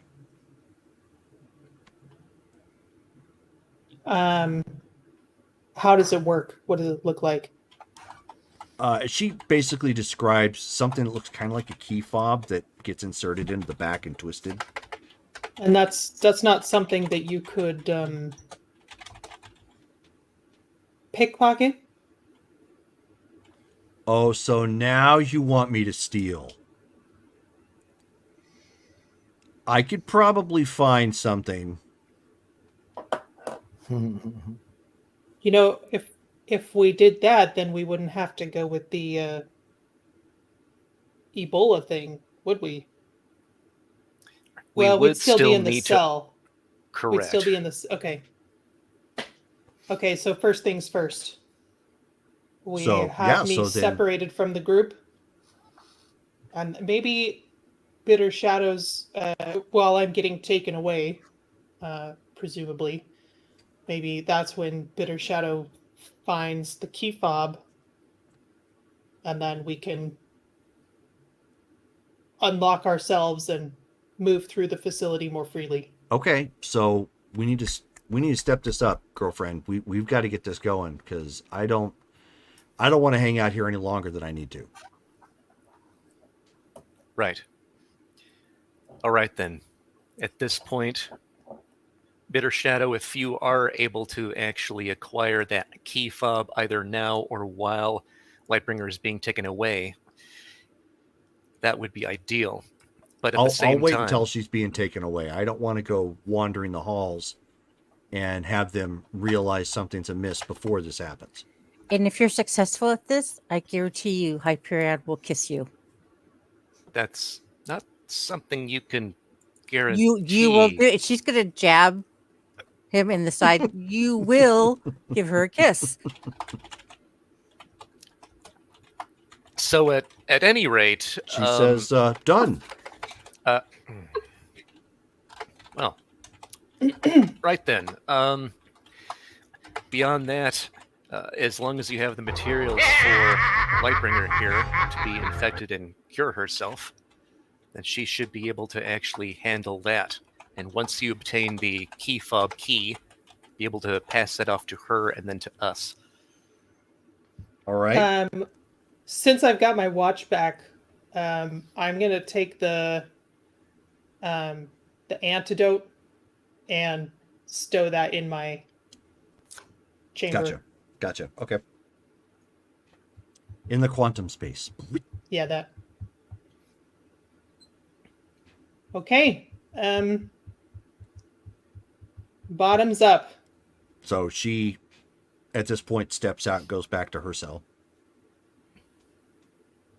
Yeah, Sean gets on the other side of the cell, just to be safe. And Hyperion just stands there and he's like, "Good luck, sister." And then maybe I'll get at the front of the cell, so I won't have to go that far. Okay. So you inject yourself with the virus. Mm-hmm. Okay. All right. I mean, you inject yourself with the virus. For- Thankfully, it's not For gonna. science. Yeah. Thankfully, it's not something that as soon as you inject yourself, you fall over or whatnot. It takes Yeah, some time. I'm sure it's got an incubation, Yeah. etc. And she's gonna be cataloging things. Mm-hmm. Okay. So, how do you feel? Still waiting. How long is it going to take? I've never done this before. Well, no, but you know this kind of stuff. How? I mean, is it going to be hours, days, months? 6 to 8 weeks. Business weeks. Yeah. Business weeks. Exactly. Yeah. Dang it. He doesn't bowlers work. respects the holidays. I know. I was gonna say it doesn't work on holidays. What gives? On top of that, it's got bankers' falls- holidays. Yeah, I was going to say Bankers' holidays. Bankers' hours. Yep, bankers. Yeah, that's what I was going to say. So Baker's hours. as you guys are doing that, eventually Xenofreeze, you wake up. Okay. You are reconstituted in 2 beakers right now, and you feel the little glass stir spinning around you, making you kind of spin in a circle. And he says, "Hello." That was extremely painful. He says, "Well, I did try to warn you, but how are you feeling now?" How am I feeling now? Beside yourself. I am 2/3 the alien I used to be. He says, "All right." He said, and he kind of looks at something. And he says, "Your vital signs are still erratic. Not good."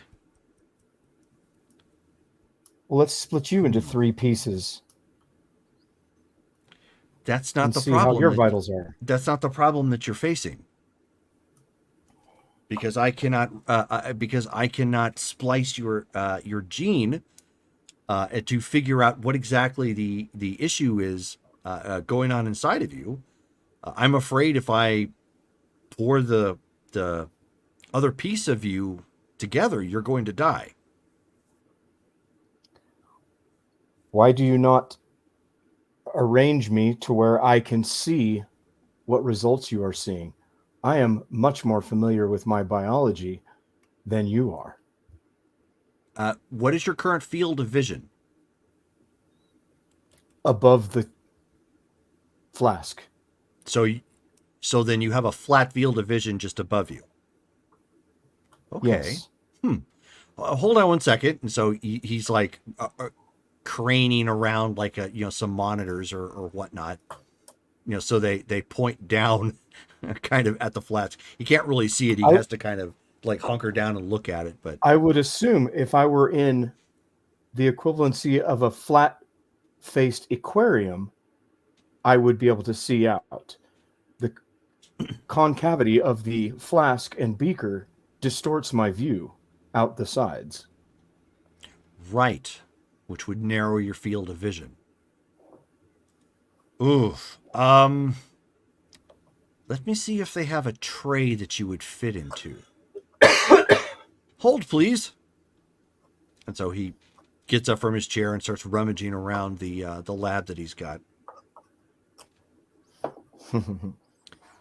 How do you feel about cast iron? How would I feel about cast iron? Does that have any effect to me? And he's just asking. I mean, it's not like you've come in contact with a whole lot of cast iron. It is unknown to me. I do not know. So you do not. So you don't have any known allergies or anything that affects you adversely on this planet? Do I? Yeah, That not I've that you know of. found? Not that I know of. Perhaps. Oh, that's excellent. Your race typically has problems with what they call aluminum here.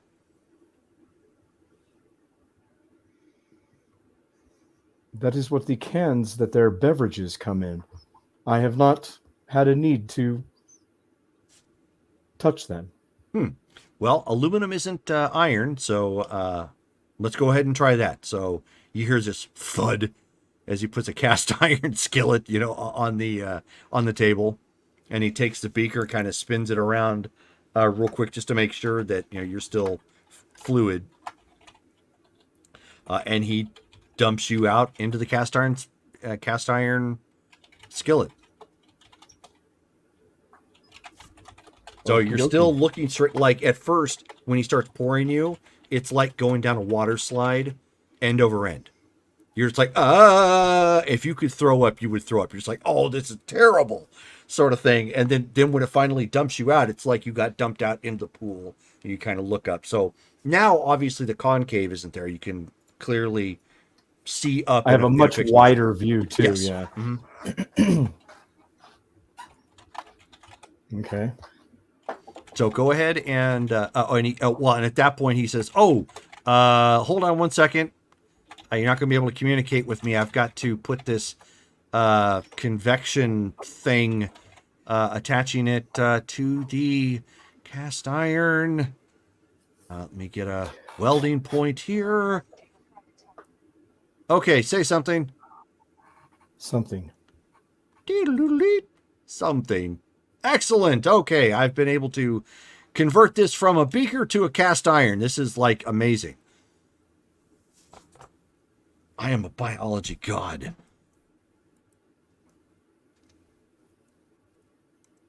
So can you see the refuse screen? To pray to you. Oh, that's quite all right. I don't need any worshipers at this point in time. I refuse to take your tithings. Can I see the screen? Yes. Yes, I can. And do you understand the language in which it's in, or do I need to change the filter? Is it in Ubari? Yeah. I am not fluently with your language. I recognize common words only by the basis of Are you fluent in English? I can update it to that, but it doesn't quite translate out as correct as well as it could. Yes. Okay, hang on one second. So the screen goes black and he's like, typing. And he's like, no, that's an ad. No. Goodness, I don't want to go there. Don't shut that down. Who in the world put this on my computer? Just click. The little paperclip pops up. How would you need some help? I know, yeah. Clippy. Clippy. And then he puts it back on there. The words actually don't fit exactly graphic-wise where they're supposed to, so it does get thrown off a little bit. But it relays back up. Okay. So now I can read it. Correct. Okay. Why don't you roll your reason, add your biology? Okay, so how do I add my biology when I'm... So what's your reason? My reason is RM30. So your roll will be an IN40. IN40? Okay.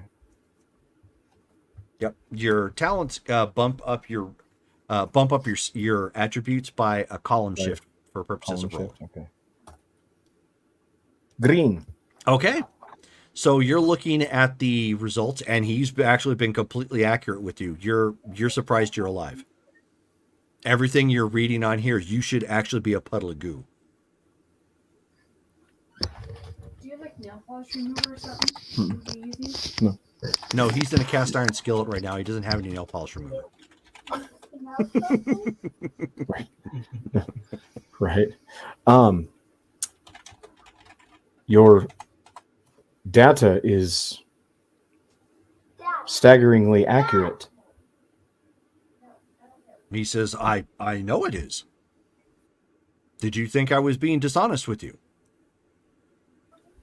No, I did not. I just am amazed at how accurate it is, considering not many are this accurate when it comes to Solanthian biology. So he points out on the screen. He says this particular feedback loop that I am seeing is indicating you cannot retain any sort of physical shape. And in fact, if you were not on this pad, this inhibitor pad, you would be in a constant state of freeze. As in just a solid block. As in, you would start freezing everything around you.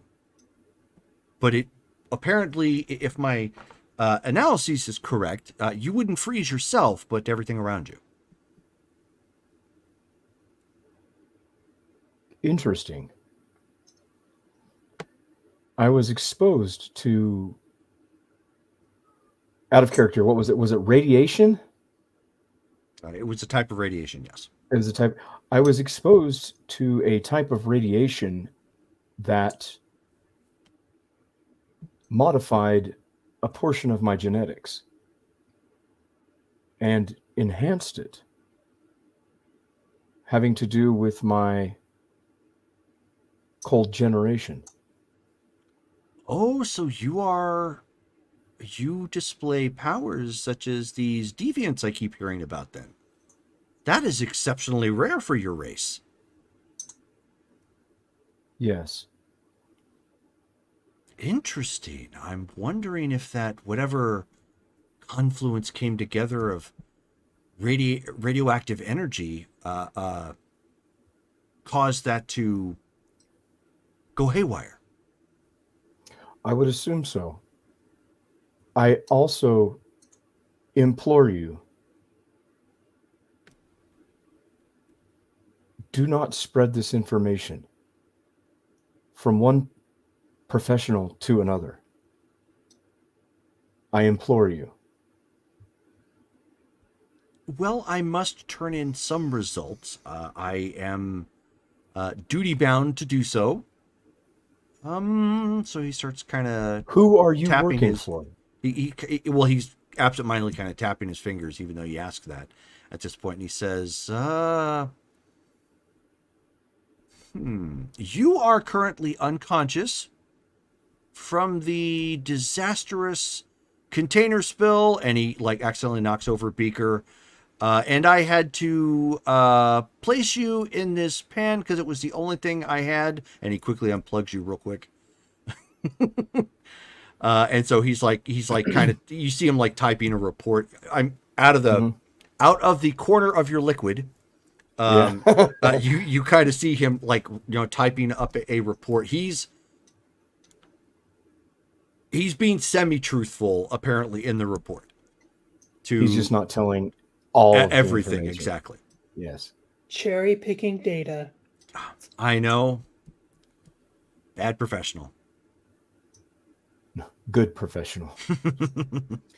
And that's what makes him a god.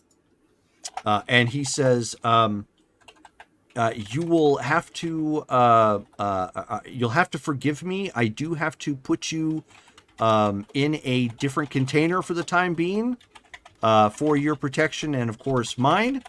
So I am putting you in this authentic American device in which they call Tupperware. I am certain it's going to hold you adequately, and it has a hole in which I can put the diodes in should you wish to communicate later on. And so he pops the top off, it's like, and so then he lifts up the cast iron skillet. And he's all poor, and again, once again, that sickening feeling of you being poured into Tupperware at this point. Trying to focus on something as you're riding in a tornado. Yeah.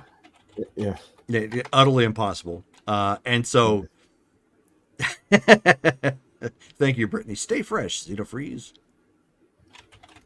So he pours you in there, and then he seals the container at this point. He says, as I understand it, you don't need air in a conventional sense, so this should be fine for the time being. Can you see adequately? Can you generate 1 bubble for yes, 2 bubbles for no? Can I see? I mean, the lid's in the way, but yeah. Bloop. Okay. And he's like, excellent. Okay. So in a pinch, I won't need the diodes to communicate with you. And so he quickly, types some more notes down. And he says, rest up. I will be back soon. I have to turn in this report. All right. Can I see the screen that he? No, he had to flip it Does it- back up and pull it back Oh. around so he can keep doing his report and his work. Right. Okay. Okay, so how did you guys plan on alerting the your captors that Lightbringer is suffering from the black lung? Did they have?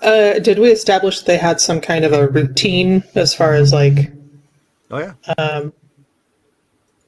And would I have some kind of an estimation on how long it would take till symptoms appeared? I will be right back. Sure, go ahead. You would. Obviously, it's not going to appear just yet because you just injected, so you're going to have to kind of fake it some. Okay. Yeah, internet says like 2 to 6 days, Yeah, but obviously we don't have that kind of time frame. that is correct. And maybe this is like a more pure sample, etc. So, okay. In light of that,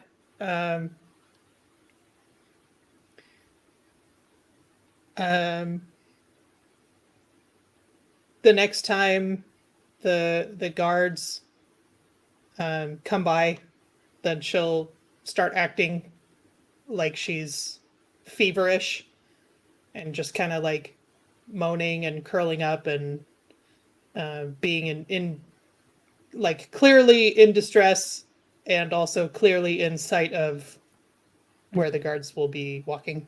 Okay. So clearly, the 2 guards who were walking by, end up seeing that, and they kind of stop and they look in and they bark something in Russian. Hyperion, of course, you understand. Yeah. And they're like, "What is going on here?" Hyperion responds, she's been getting sicker by the hour. We're not sure what's going on, but she's only getting worse. I think she needs help. They look to one another, and one guy's like, should we do anything? And he kind of looks. He says, she doesn't appear to be very sick. And they start kind of, hemming and hawing. You're probably going to have to sell this a little bit, like give them some sort of a story to explain why she's feeling sick. Ever since I saw those red-skinned monsters, I think I got it from them. Oh, so at that point, Lightbringer bringing in the prejudiced. Let me go ahead and roll. What am I rolling? No, I'm rolling. Oh. Okay. So at that point, they kind of, the one guard pulls, the other guard off the side, and they start whispering. It's kind of hard to hear what they're making out, but that comment clearly got them like on their heels. So there must be something more to what it was that she just kind of dropped out there than you had had originally thought.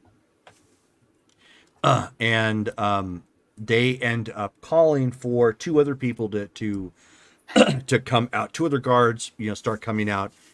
They raise their weapons at you.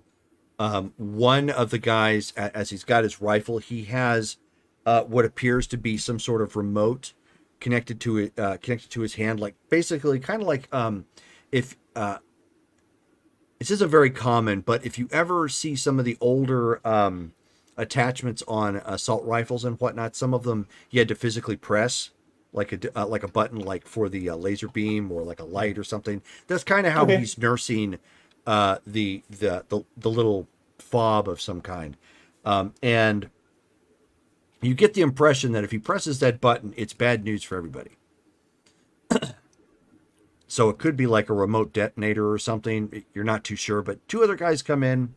They do not have weapons, and they're immediately telling everybody to get back, away from the cell. Yeah, I'm not gonna resist. I'm just gonna stay curled up and moaning. Okay, and they quickly put on scarves and whatnot, and cover up their mouths as they start hauling Lightbringer out. You hear bitter shadows from several cells down. Not that they understand it, but you hear this Attica, Attica, Attica, and no one else is really going. There's some more noise being generated, but nobody understands what the reference is. Mm-hmm. And they start walking you down. Of course, they double check to make sure your collar is on. All four of them are start hauling you off away. And as they start taking you away, and they've secured you in more handcuffs around your wrists, which only complicates the matter. Oddly enough, no matter how well lit the hallways are as you're walking along, there just seems to be a little bit more shadow. Bizarre. I know. It's really, Weird. really, how bizarre? How bizarre. No, no, no, no, no, no. And as you kind of walk down the hall, and you're kind of seeing what you think Bitter Shadow saw. You've immediately been taken into a much cleaner area of the facility, much more brightly lit, and the doors seal with a vacuum seal when you're brought in. The guards, all the guards actually go off to another room to check for to be disinfected and whatnot. Two of the other lab types end up taking you now that you are you're fully bound. They do have what appear to be some sort of taser-like weapons on them, but for the most part, they seem to be your kind of burly nurse types, but clearly Orderlies. but clearly dressed in a manner that people who work around infectious diseases would be dressed in. So, full... I'm gonna do some I'm sorry, what was that?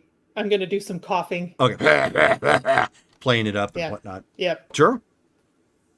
So they slide you back over to another room and get you locked, literally locked in helpless wise, the straps around your wrists and ankles, and restrain your head at this point, and then they end up walking out. And you hear them talking amongst themselves, but they put you in the room, and the room seals. And Okay. then out steps Bitter Shadow from the shadows. It's kind of just walks out as if there was a doorway there or something. Really, again, really creepy like. And she says, if I wasn't a great woman, I'd take advantage of this situation right now. And she kind of walks around and looks at you, and she says, "Oh, who am I kidding? I'm okay." And then she leans over you and places her arms on either side, and she says, "This is where we renegotiate our terms. See, in order to get that stuff, I had to go a place that I really didn't want to go. I don't know why they stored it there, but they did. This is trauma, real trauma. You're going to set me up on a date. And I'm not releasing you until you agree to do so. Because I have a feeling, tall, dark, and androidy, he'll listen to what you have to say."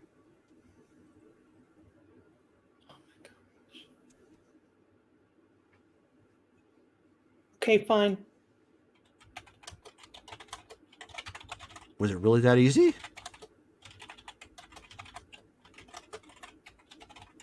I mean, it'll take some doing, but obviously we need your help. No double cross. You're not going to hem and haw and fake. You guys are horrible at this hero game. But What are you I don't gonna care. do to him? I don't care. What are you gonna do to him? I don't know. I was thinking, well, does he eat food? No, Does he drink? no.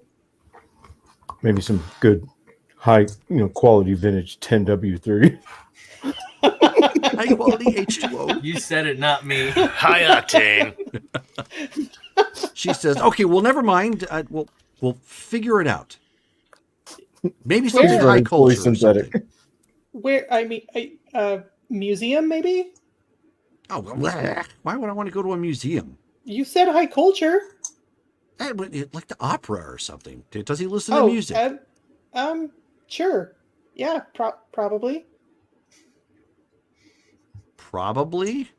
Just how well do you know this guy? Is he just Am I some my guy you brother's found on a keeper? message board? Wait, what? Whoa! How is You know what he he your does brother? in his spare time? Never mind. He's like my brother.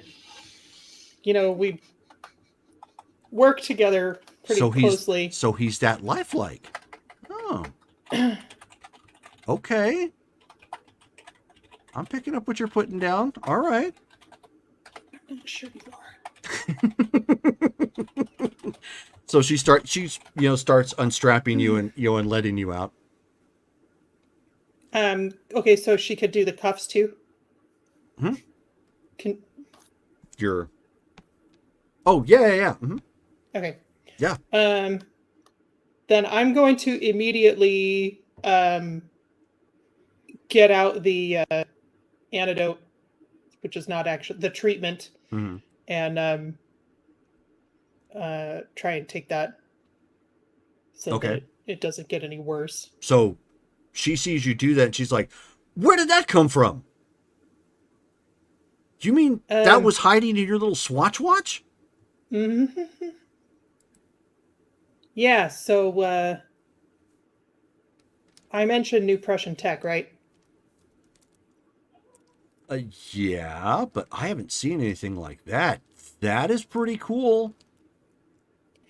What would it Okay, take to well- get one of those? I don't think you want to pay that cost. You don't know me very well, do you? I mean, we just sat through here. I'm trying to get a date with your android. Right.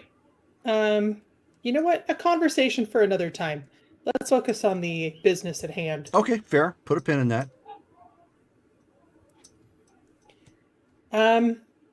Okay, we need to get out of here.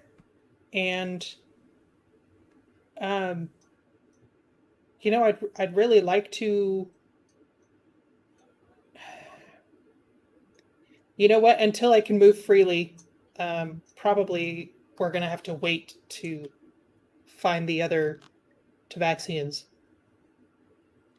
The red people, right? Right. Okay.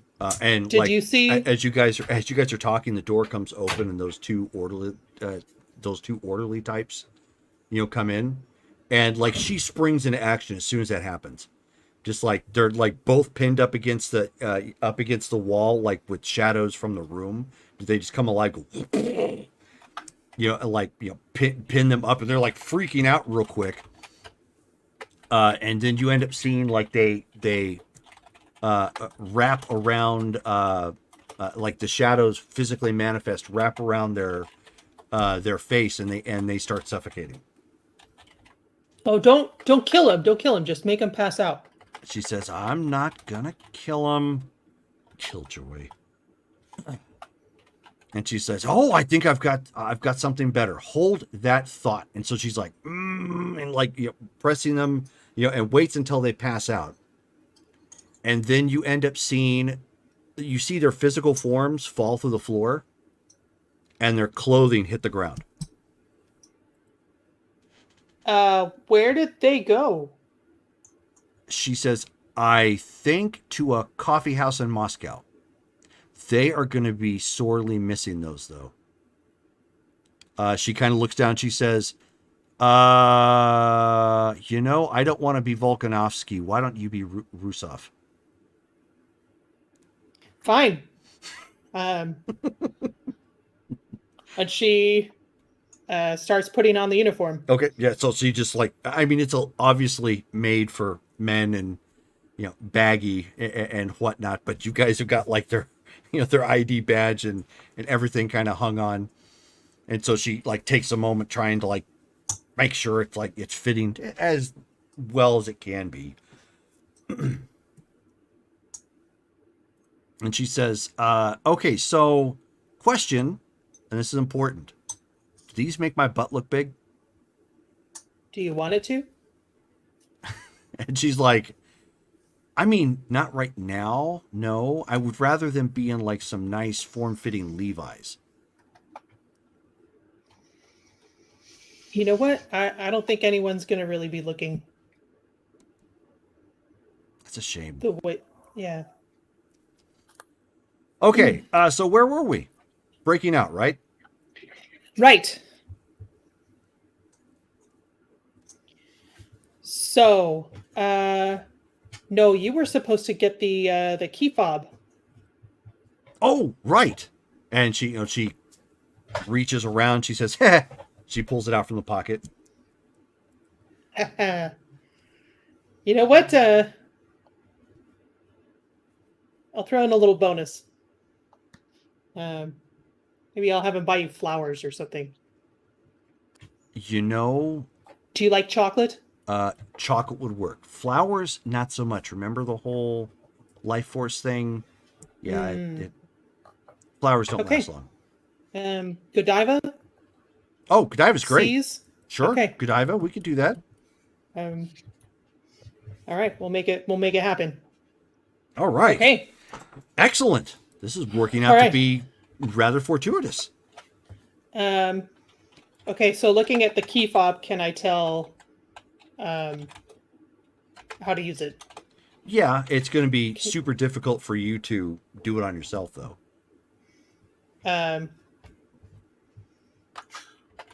Okay, so if she's still holding it, I'll ask her to like figure out how it works. So yeah, so she looks at it and she says, "Oh, mighty trusting. How do you know if I don't turn it the wrong way and everything just goes poof?" Do you want your chocolates? Ooh, fair. And you did say you're going to get me a date with him. Yeah, I need to make sure this goes through right. So she presses the button. You hear like a little bit of a chime, beep, and then it. All right. And then. And she says, "You know what? Why don't you put that in your pocket?" You don't. She doesn't have one. She does.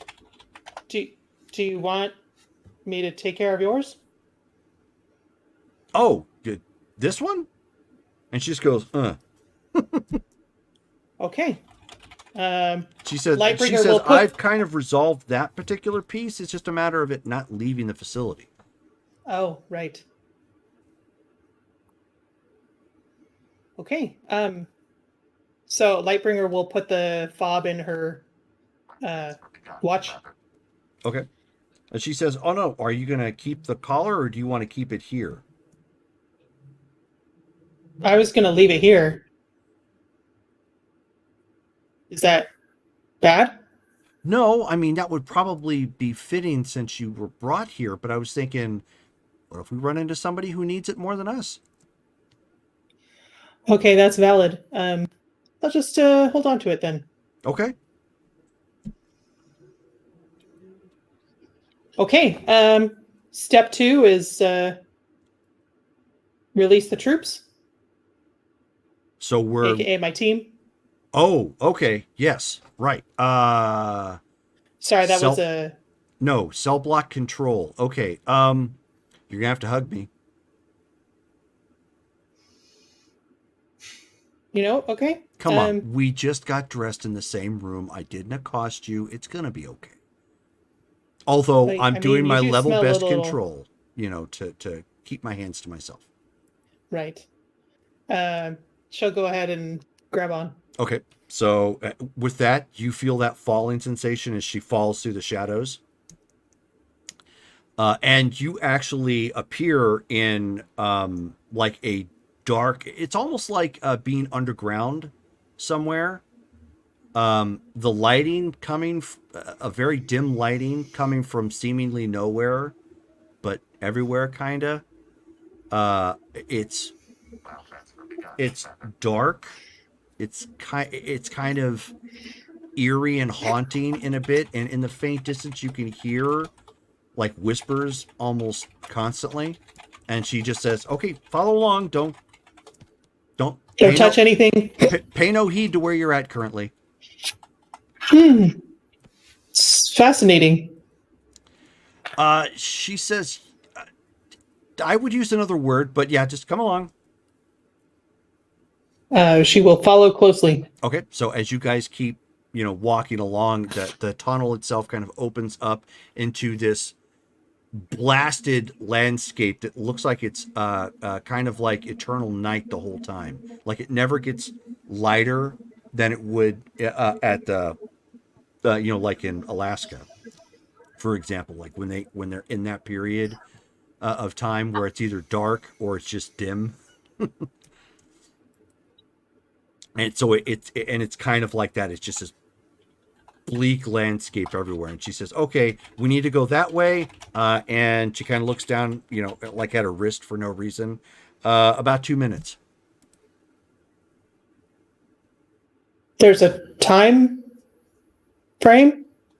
Just come on. We got to hot foot it. Okay. She follows. So you're kind of going over the uneven terrain at this point. Roll your intuition.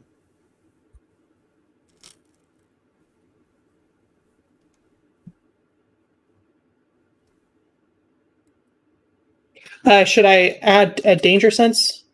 Yes. Awesome. Would that just be like a column shift up? Yes. Mm-hmm. Sure. Okay, so Basically, you're that meme right now, chuckling. I'm in danger. okay. Everything's fine. Yep, exactly. This is fine.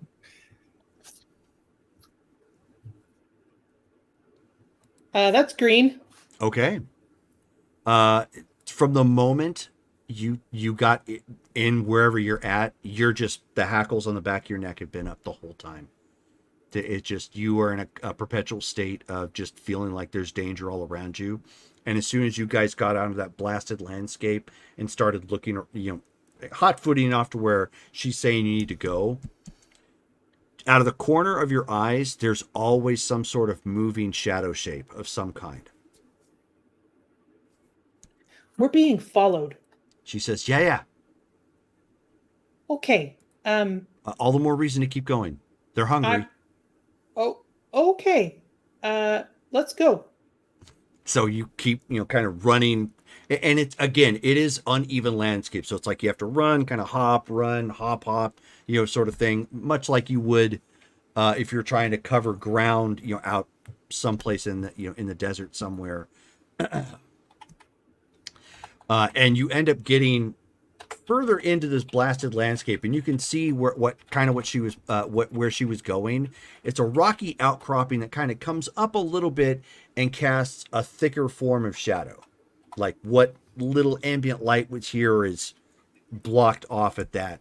And as you guys are running, you can see those shapes like starting to chase after you guys. Should I blast them? She says, "No time." Okay. She will keep running. Okay, so she takes you by the hand and runs straight at that rocky outcropping in the darkness. And in a moment, your eyes have to attune because it's obviously much brighter here now where you're at. And you guys are in what appears to be a control room, stepping out from in between like some computer base. It's like... Okay. Are there any people around us? Yeah, there's two guards that were there that were just kind of chattering or whatnot. As they turn around, they look and see you two, and they're just like, and they're completely bewildered. Just like they're that moment where they wanted to say something and all they can really get out is, "Buh." Can I roll an illusion to make us look like the guards? You can, but they've already seen you. So if you all of a sudden change, That's a tip off. yeah. Okay. Okay. Um, can you send them to that cafe? She says, "That's what you want me to do?"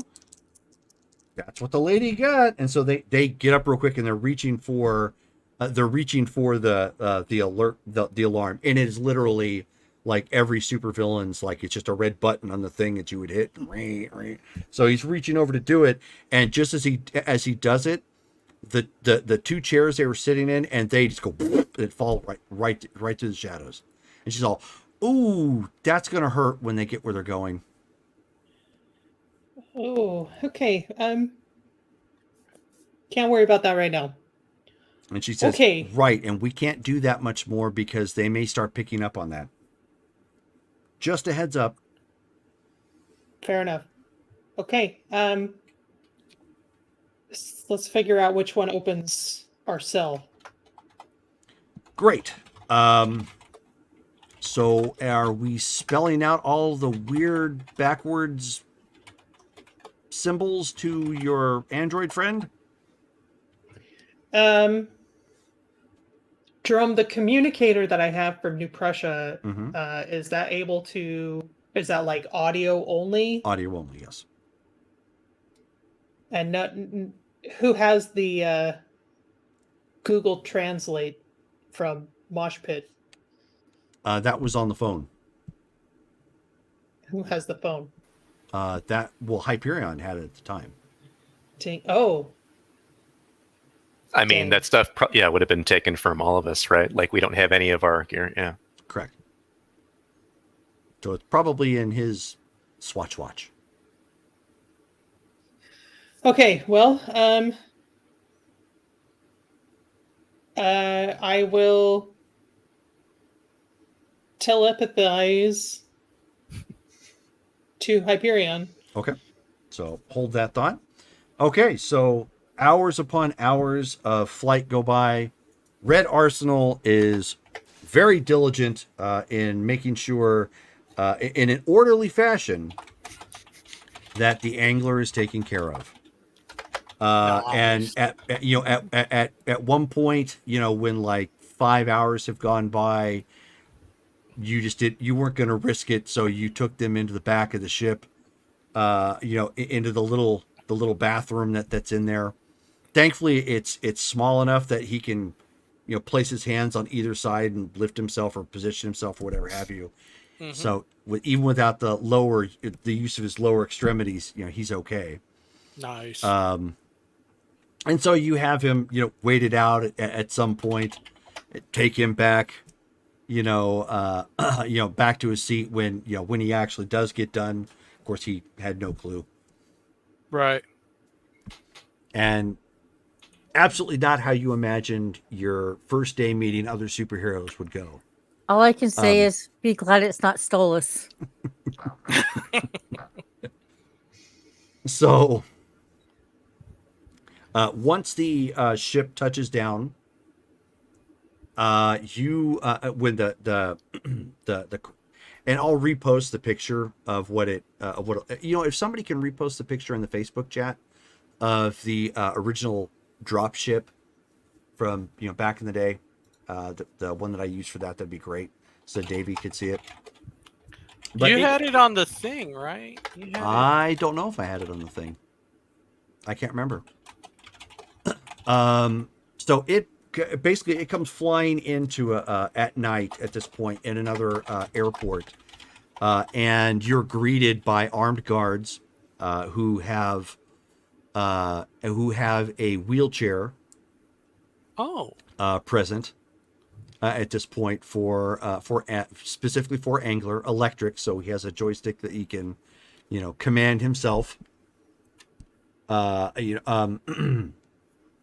Of course, Meredith Got him at Jazzy.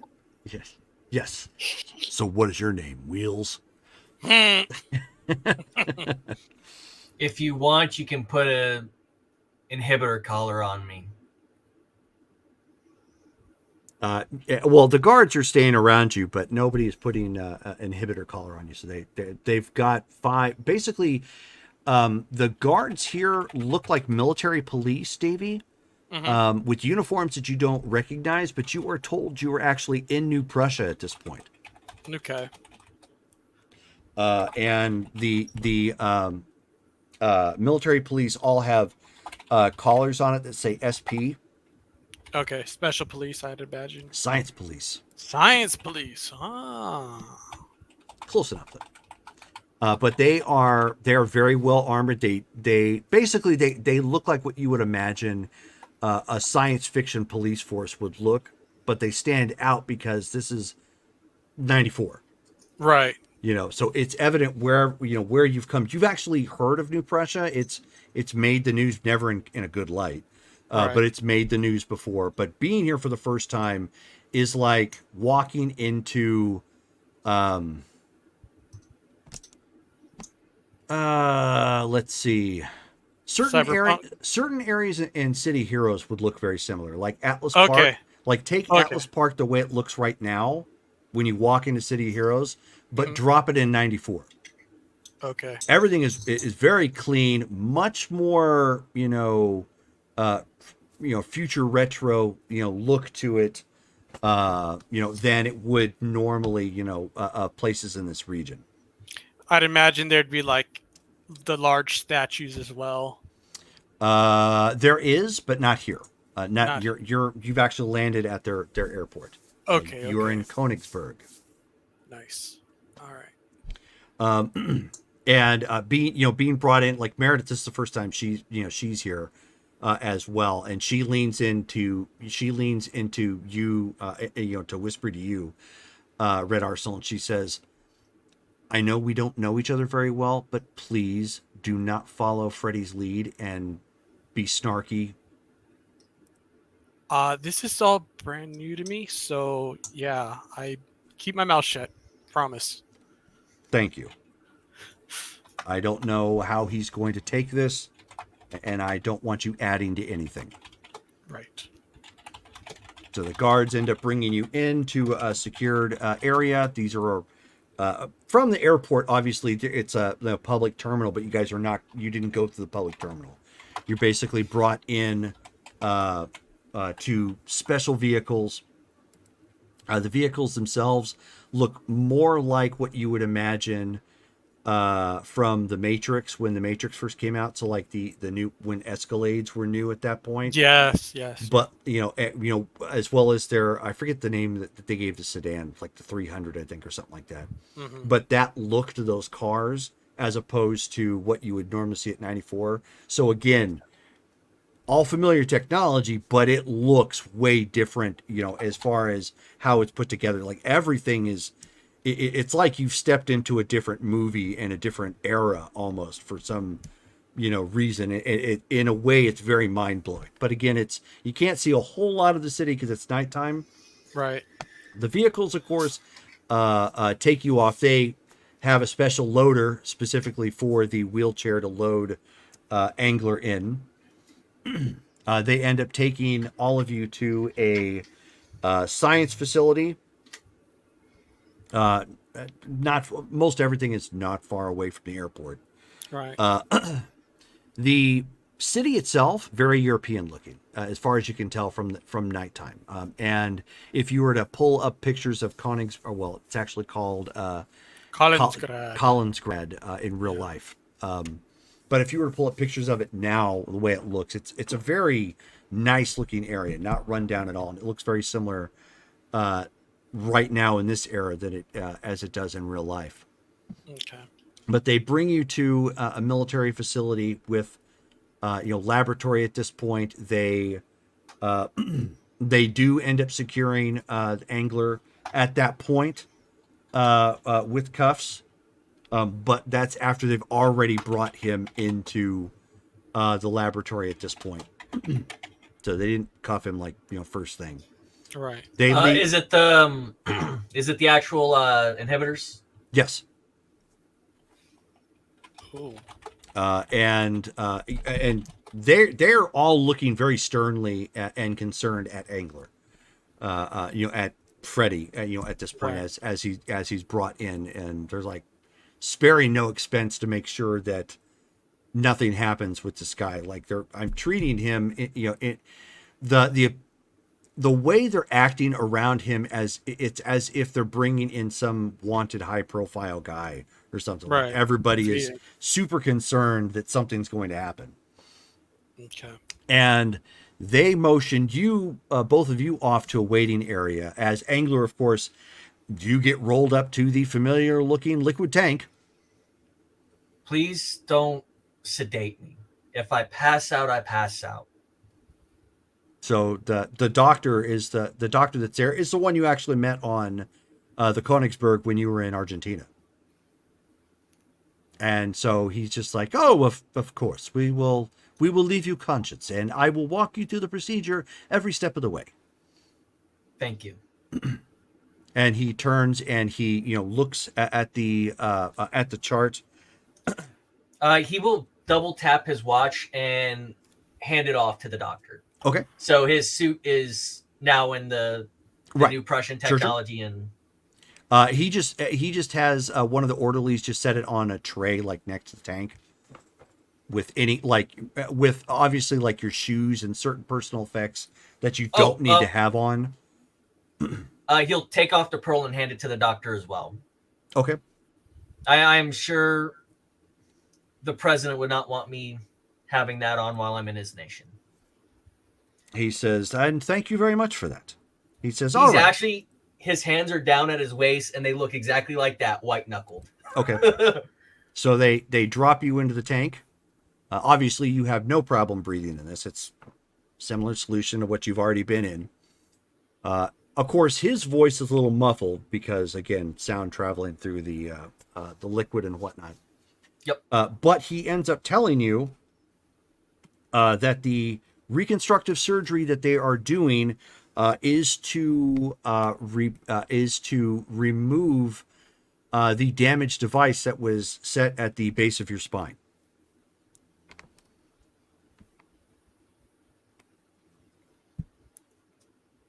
Okay, and so he says, with that, we will begin.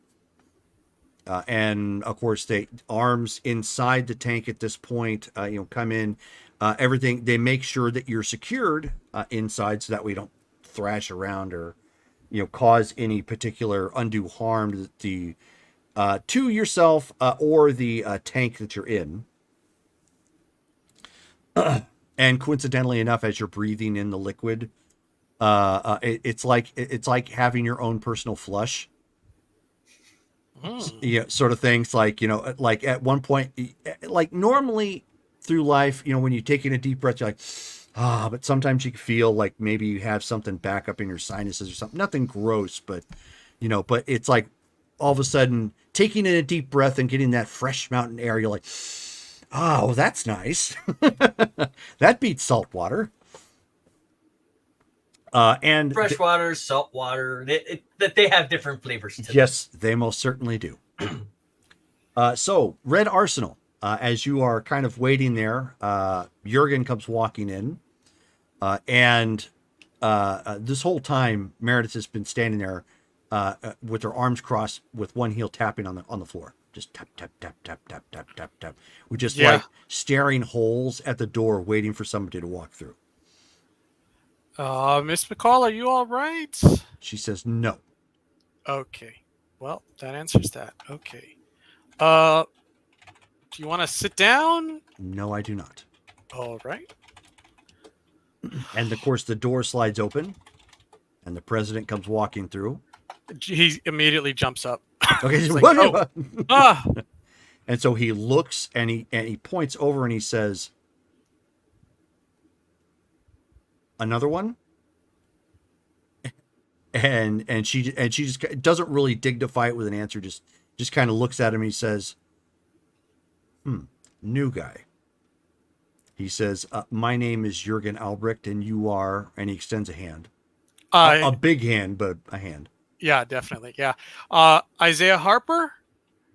Pleasure to meet you, Mr. President. Mr. Harper. Yes. You will be here for a while.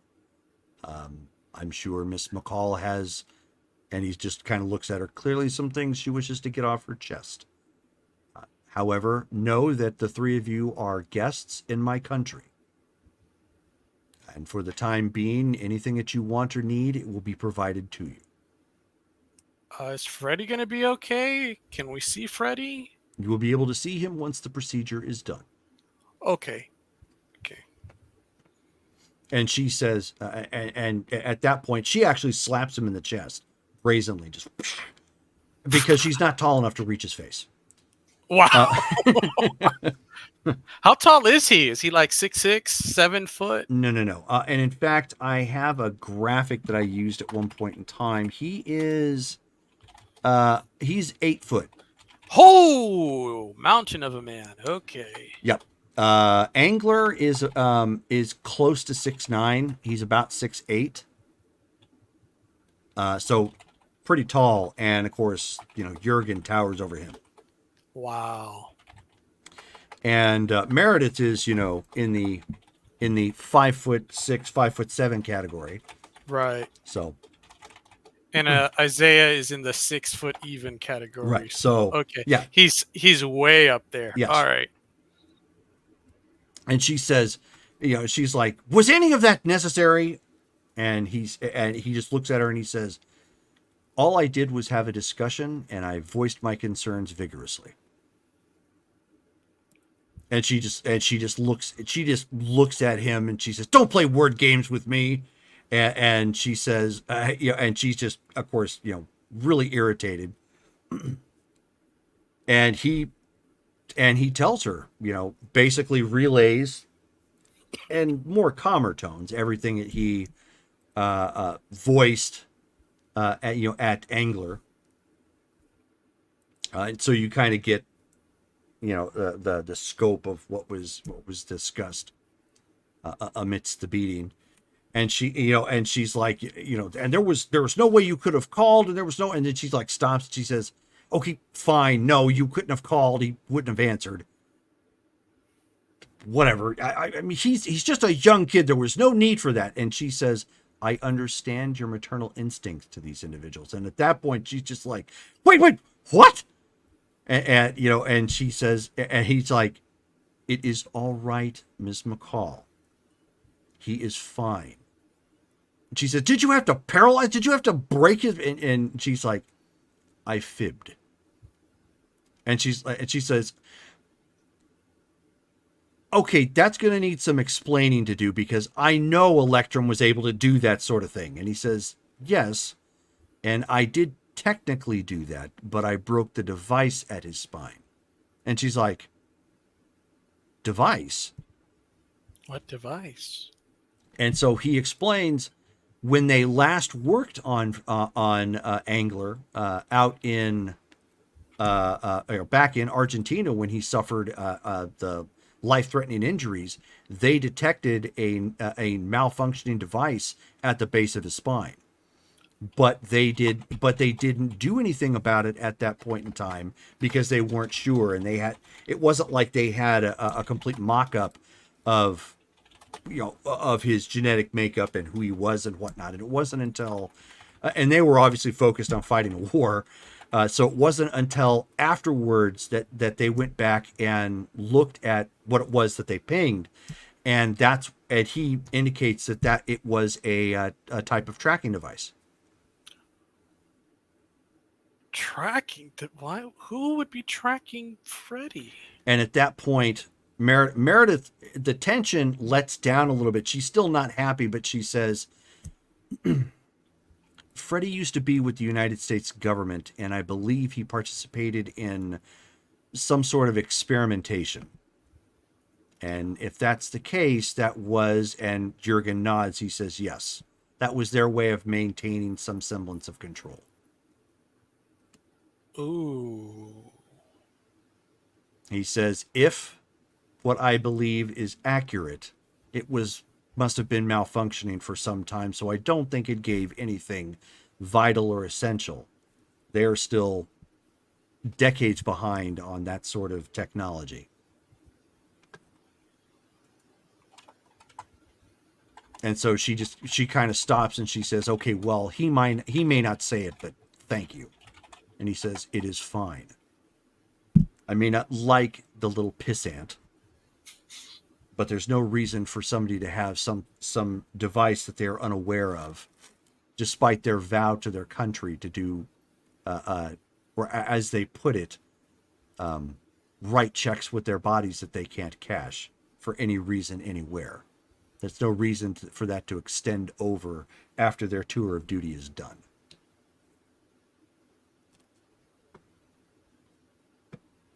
And she says, so that was what he says, that was basic martial arts. Nothing more. The surgery and procedure is just to remove the fragments so that it doesn't actually do damage to any nerve clusters. This was to ensure that he didn't move. Okay, so he's fine? He should be fine, yes. Okay.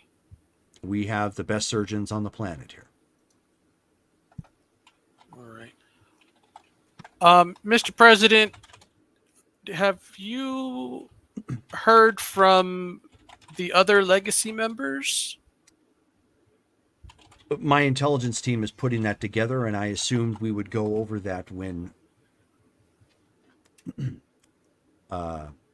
your friend or your brother or sibling, I don't know how aware I guess you are of the situation then, but He's apparently my brother. correct. When he is out of the procedure, I had plans to go over all of that with you.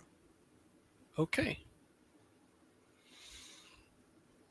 All right. Well, I guess we just wait. Very well then, and she's still not happy. She's pacing at this point, kind of walking back and forth. And he looks to Meredith and he says, "Would you like a smoke?" And she just kind of turns and looks and she says, "No, I've given that up."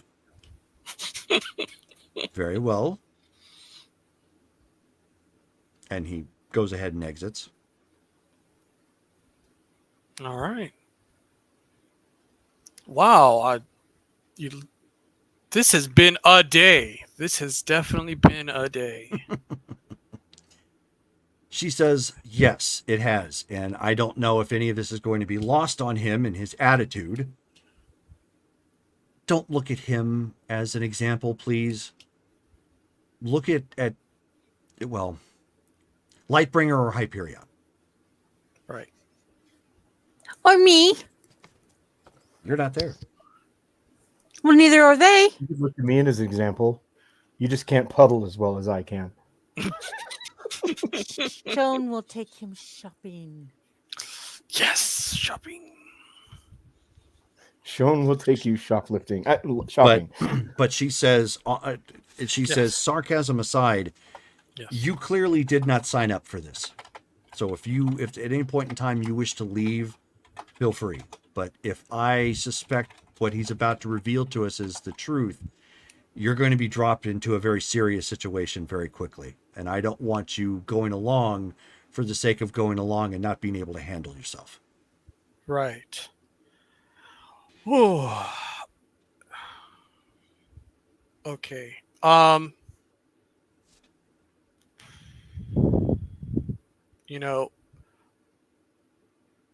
People are in trouble. They're family. Granted, we've never met and I don't know them, but I should probably help if I can. If you believe I can help, then I would like to help. I believe you can, but I brought you along because I believe you have a vested interest in this. My family. Well, my father. Correct. Right. So apparently... So how much do you know about Electrum? Do you know, like... I don't even know where to begin. She's at that point she says, I was married to him for a number of years and then discovered that he had a number of secret families that he had on the side. Oh. He kept their names in a black book, and that's how I discovered yours. Although oddly enough, your mother's real name was not there. Huh. but your adoptive family was. So I've been keeping an eye on you to see if you perhaps manifested any degree of power. And when you showed up at Quantum Unlimited, I knew that there was a reason. Wow. What a small world. Okay. Um. Okay. Well. Sign me up. Where do I sign the NDA? It was presumed you already signed it to get to this Oh, point, but okay. yeah. Disregard last Yeah. statement. Um. Yeah. Yeah. Let me know where you need me. How what I can do to help. I'm here with you and waiting for Freddie to get out of the operating room. So Good. I'm I here think with you. he's the only one that actually might like her. Well, she did take him shopping. So with that, you see from the tank, you see that they encase the pearl in it's kind of like a core housing, like you would twist and pull up sort of thing, and a locking mechanism. So they keep it on the tray, but they put it in a lock and keep it there. The procedure takes about an hour. So because you're awake, it's very boring. It's painful. It's painful, but it's boring. But eventually it is done, and you actually start to see they are as the procedure's taking place, they're pulling out metal chunks, like not very big, but like metal chunks, and putting it on a tray. And that's not supposed to be there. You never knew that was there. That's odd.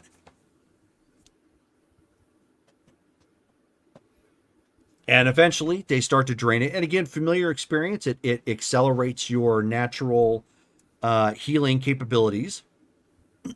So by the time it's fully drained and that hour, the damage you had sustained before and the healing, there's just the littlest of scars where they went in to do the surgery.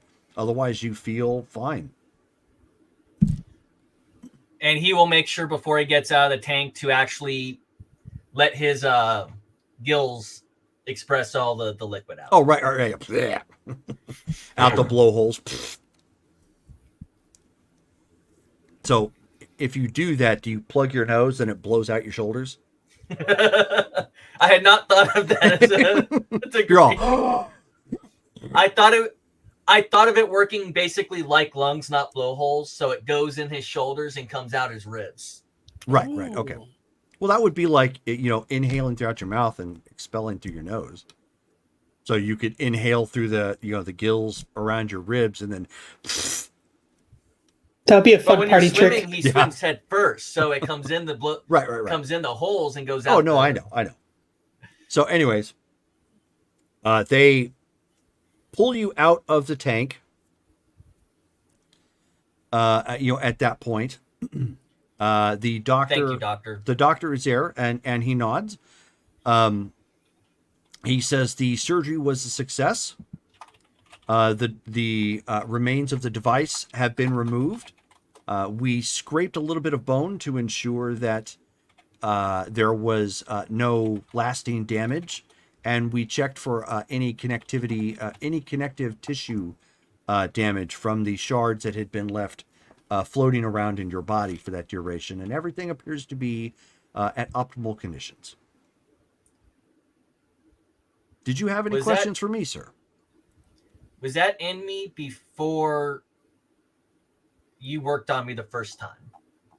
He says yes. While we did, per your request, delete all of your health information, our systems did detect a metallic device in your body the first time we operated on you to save your life. We did not know exactly what it was at that time until we got back home after the Argentinian War. And we determined that based upon its makeup and what we could determine was stemming from the device, it appeared to be some sort of a tracker. We don't know the specifics of it, or the range or how the rest of it worked. We'll know that obviously by analyzing the pieces later. I understand. And I apologize if I've ever said anything to you specifically besides threatening to attack you in Argentina. I do not like being put under and kept under. That's all. Completely understandable. And since my patient is currently awake, have you been? How has your health been since then? Besides your president ragdolling me for a few minutes, pretty good. So he takes a moment, like opens up your eyes, does the flashing light, make sure, basically just the wellness checks, making sure everything, checks out. He says, I am unfamiliar, but I am gaining familiarity with your specific genetic makeup. Are you detecting any sort of breathing troubles or anything from your, you would call them blowholes, correct? I call them intakes. When I'm swimming, I can open them up, and then he'll lift up his shirt, show him the gills. Comes in one way, out the other, kind of like a Fascinating. fish. So he kind of looks at it and examines it some more. And everything you would say is in optimum shape. No headaches you cannot explain. No leg cramps. Anything to be wary of? Iron deficiencies? None that I'm aware of, but the legs are working fine. Excellent. If you have a needle, you can poke it a couple times just to make sure if I can feel the pain. Oh no, he does. It's not a needle. It's the rubber hammer where they tap on you to test your reflexes. And he catches you just right, right, like right on the kneecap, and you're right above it. He'll slip back on the watch, and I assume the pearl will be returned to me later after conversations. He says, we have been given instructions that you are to keep it under the lock and security until you leave New Prussia specifically. Thank you.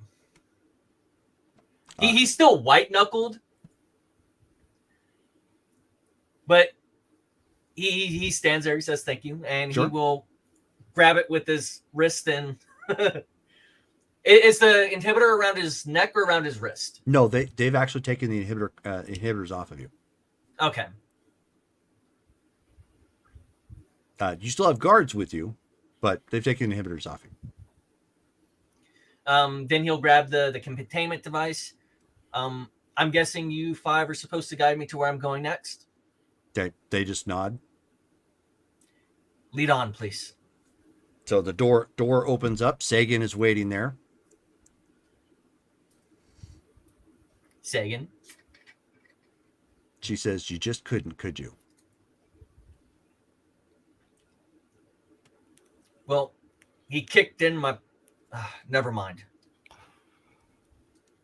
She said, and she looks to the guard. She looks to the guard. She says, override command. I've got him. He'll come with me. And they said, of course, ma'am. And she says, he's waiting for you with the others in a briefing area.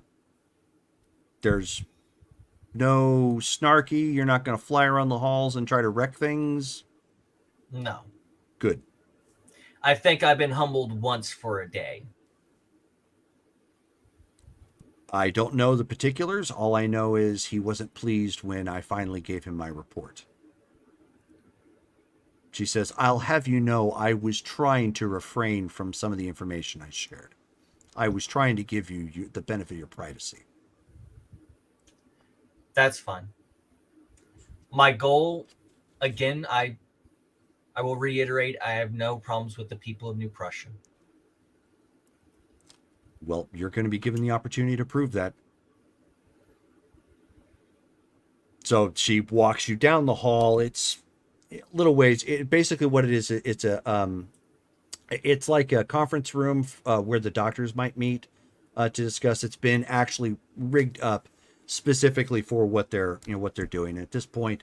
Red Arsenal, Isaiah is in there, as well as Meredith, who's been kind of still pacing back and forth. And Sagan, steps in and salutes President Albrecht at this point. And, he doesn't really say anything to Angler, but then motions to everybody to have a seat. Lights dim a little bit. And he says, "This is what we know so far. Our intelligence reports indicate with a 90% probability that the Legacy met with Baron Damocles in Covaria. We're uncertain as to what exactly took place in that conversation, but from there it seems they left to Moldova. And my agents there do indicate that they ran into their state-sponsored soldier and apparently a contingent of Moldovan security forces. There was some sort of quick, hasty meeting, and when next they were spotted, they were in Transnistria. So we do know that they made it into Transnistria safely. This is where it gets complicated." And he pulls up some satellite pictures. He says the day after they inserted themselves into Transnistria, there was some sort of large-scale attack that took place, he says, at this small stadium that is being used as for what we believe black market goods and items. We have reason to believe that they were there. Our intelligence says that is a hub of deviant slave, a hub of deviant slave trading. If they were investigating this and following up on Mainframe, this is likely where they were. Now, he says, at this point, they've disappeared. I personally have reason to believe that they ran into the Comintern. What was that one? Comintern. COOMM intern? Nope, COM intern. Okay. Stands. It's basically mashed together and stands for Communist International. Oh, okay. That makes a lot more sense. Okay. Yep. Essentially, that is what Russia used for their wave of communism that wasn't directly within the confines of Russia directly. So a lot of their state-sponsored communism, like the smaller nations that eventually broke away, they were a part of the Comintern. Yes, that was a real thing. He says, and the reason why I believe this is because after this explosion and whatever took place here, there was no news whatsoever that made it out of that area. Not even Moldova reported on it, and it was almost directly in their backyard.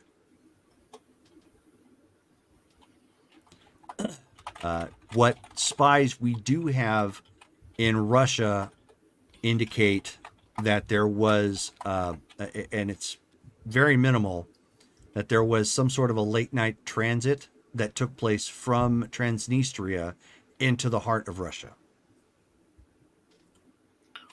Ooh. Normally, this sort of thing would have made the news and they would have attempted to broadcast it everywhere, that some sort of, as some sort of state's propaganda that superheroes from the capitalist nation of the United States attempted to do whatever and make it into a big PR thing. But the fact that this flew completely under the radar and the Comintern were involved tells me that there's something far worse at hand. Now, and refraining from going over past issues, which I am hoping is under the bridge, I supplied the Legacy with a listing of locations months ago where testing, deviant testing was taking place. And he looks specifically at the Angler and he says, This was the dinner that you attended. I remember. Failure for following up on this has likely led to them finding their way to one of these facilities.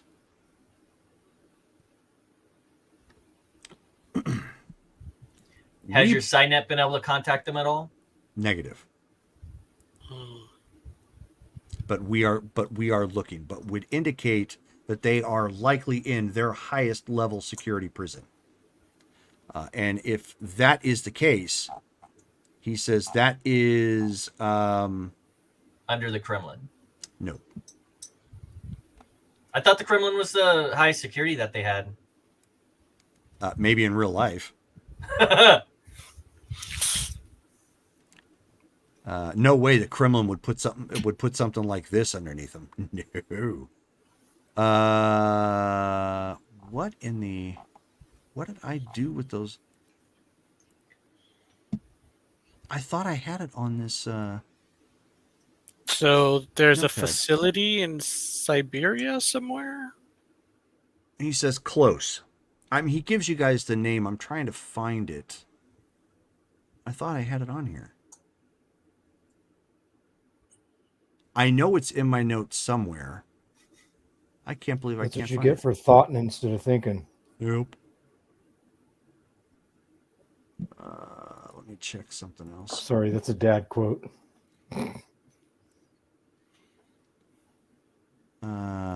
Let's see. Notes. Last game would have been here. I did write it down. I just didn't put it in the main notepad I had. He says it is called Bieli Sovereign.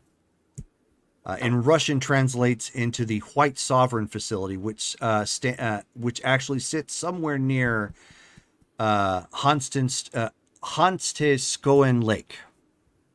Is that something that Angler would have been familiar with? No. Okay. Gesundheit. So I will give you these. I'll give you the spelling and the because there's no way you guys are going to get that. Austin, what now? Austin Pfeffer.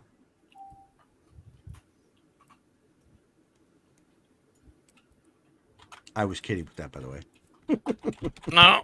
Whoa. Put the names and the pronunciations in our Facebook chat, so that way you have them for your notes.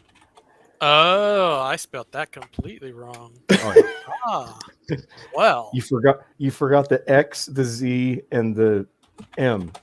He did. said he I says repeat, Gesundheit.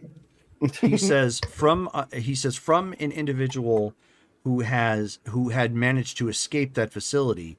He says it's our understanding that the bulk of their quote unquote unheard of experiments on deviants are going on there, and it is highly likely this is the hub of the Yubari activity.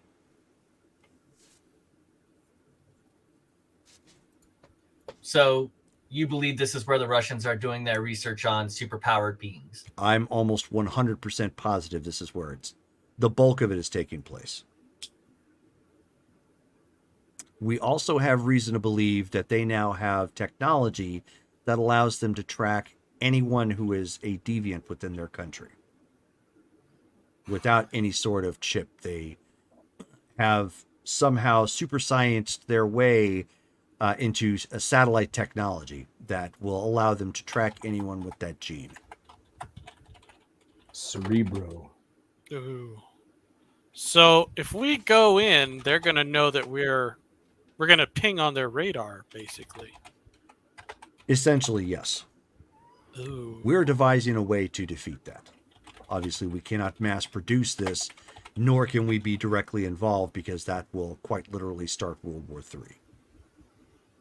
But this is where... Do they know if it's an estimation of active SPB genealogy or if it's passive as well? We don't know, as we don't have spies in that facility. I would have to assume they could detect it before it manifests. We're dealing with science at this point that goes beyond even our understanding here in New Prussia. So all bets are off.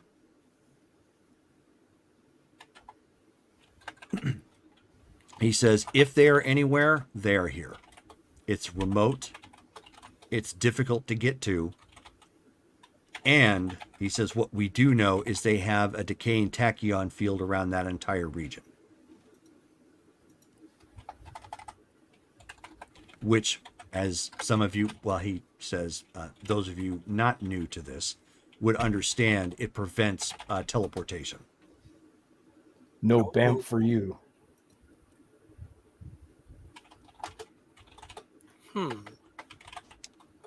He says, however, once we can determine, we can outfit you with masking devices. The two of you are going to have to go in. And Meredith is like, the hell with that, 3.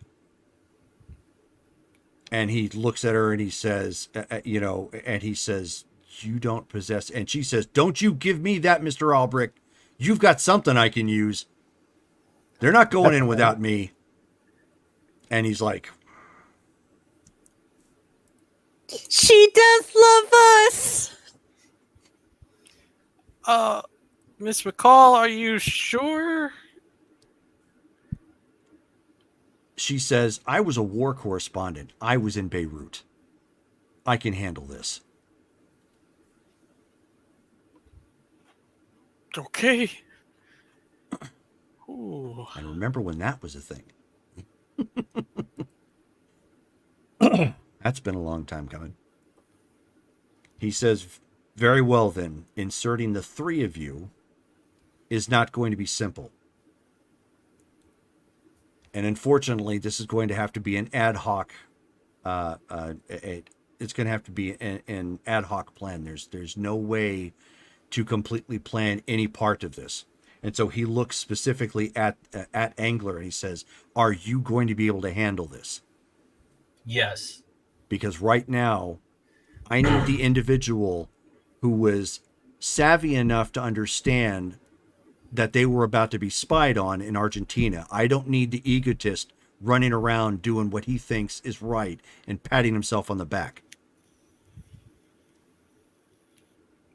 My granddaughter is in there and I'm entrusting her life in your hands. I understand. I said I can do it.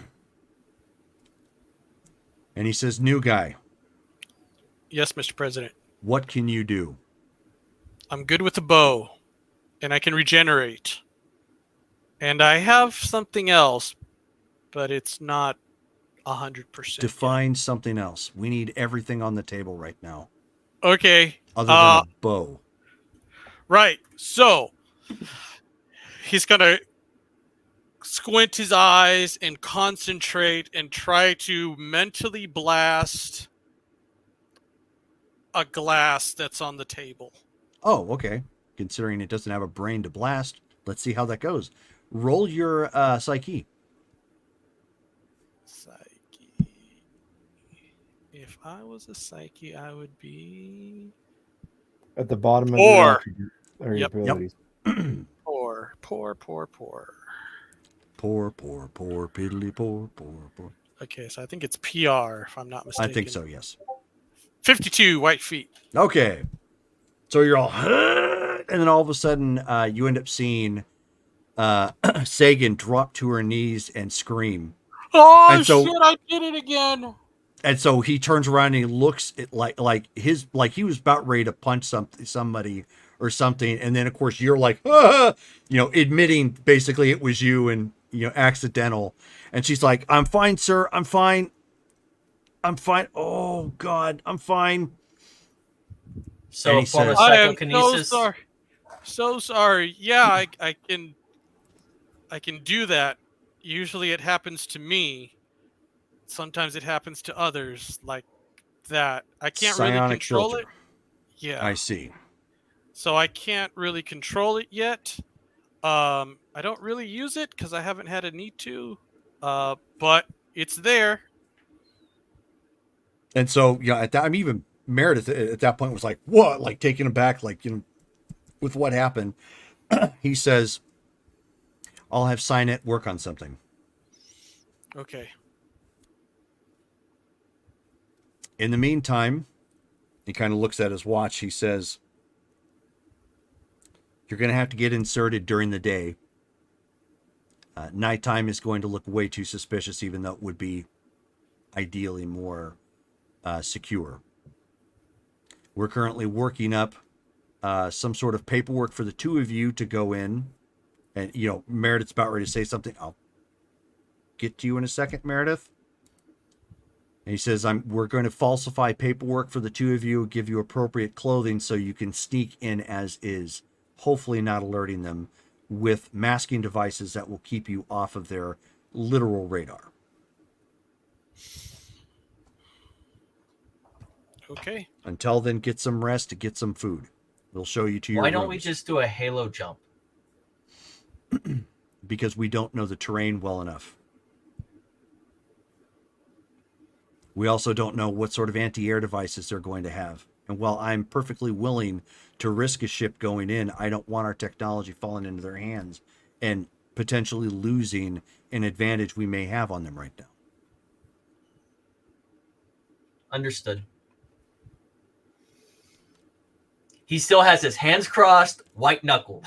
Okay. And Sagan, gets back up and is like, oh. And she shoots daggers from her eyes, like right at Red Arsenal, just like. I am so sorry. I am so sorry. I'm so sorry. Rolls her neck at this point, and she says, "Deviant and proud, sir." And he says, "Deviant and proud." And with that, she motions the three of you, escorts you out to go. To basically take you to temporary facilities so you can rest and get something to eat. Nice. And that is where we're going to end for tonight.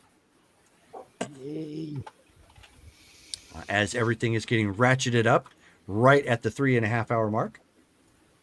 So hopefully next game is going to be the big jailbreak and potential rescue op. So we will see just how that goes. So what is going on with Xenofreeze?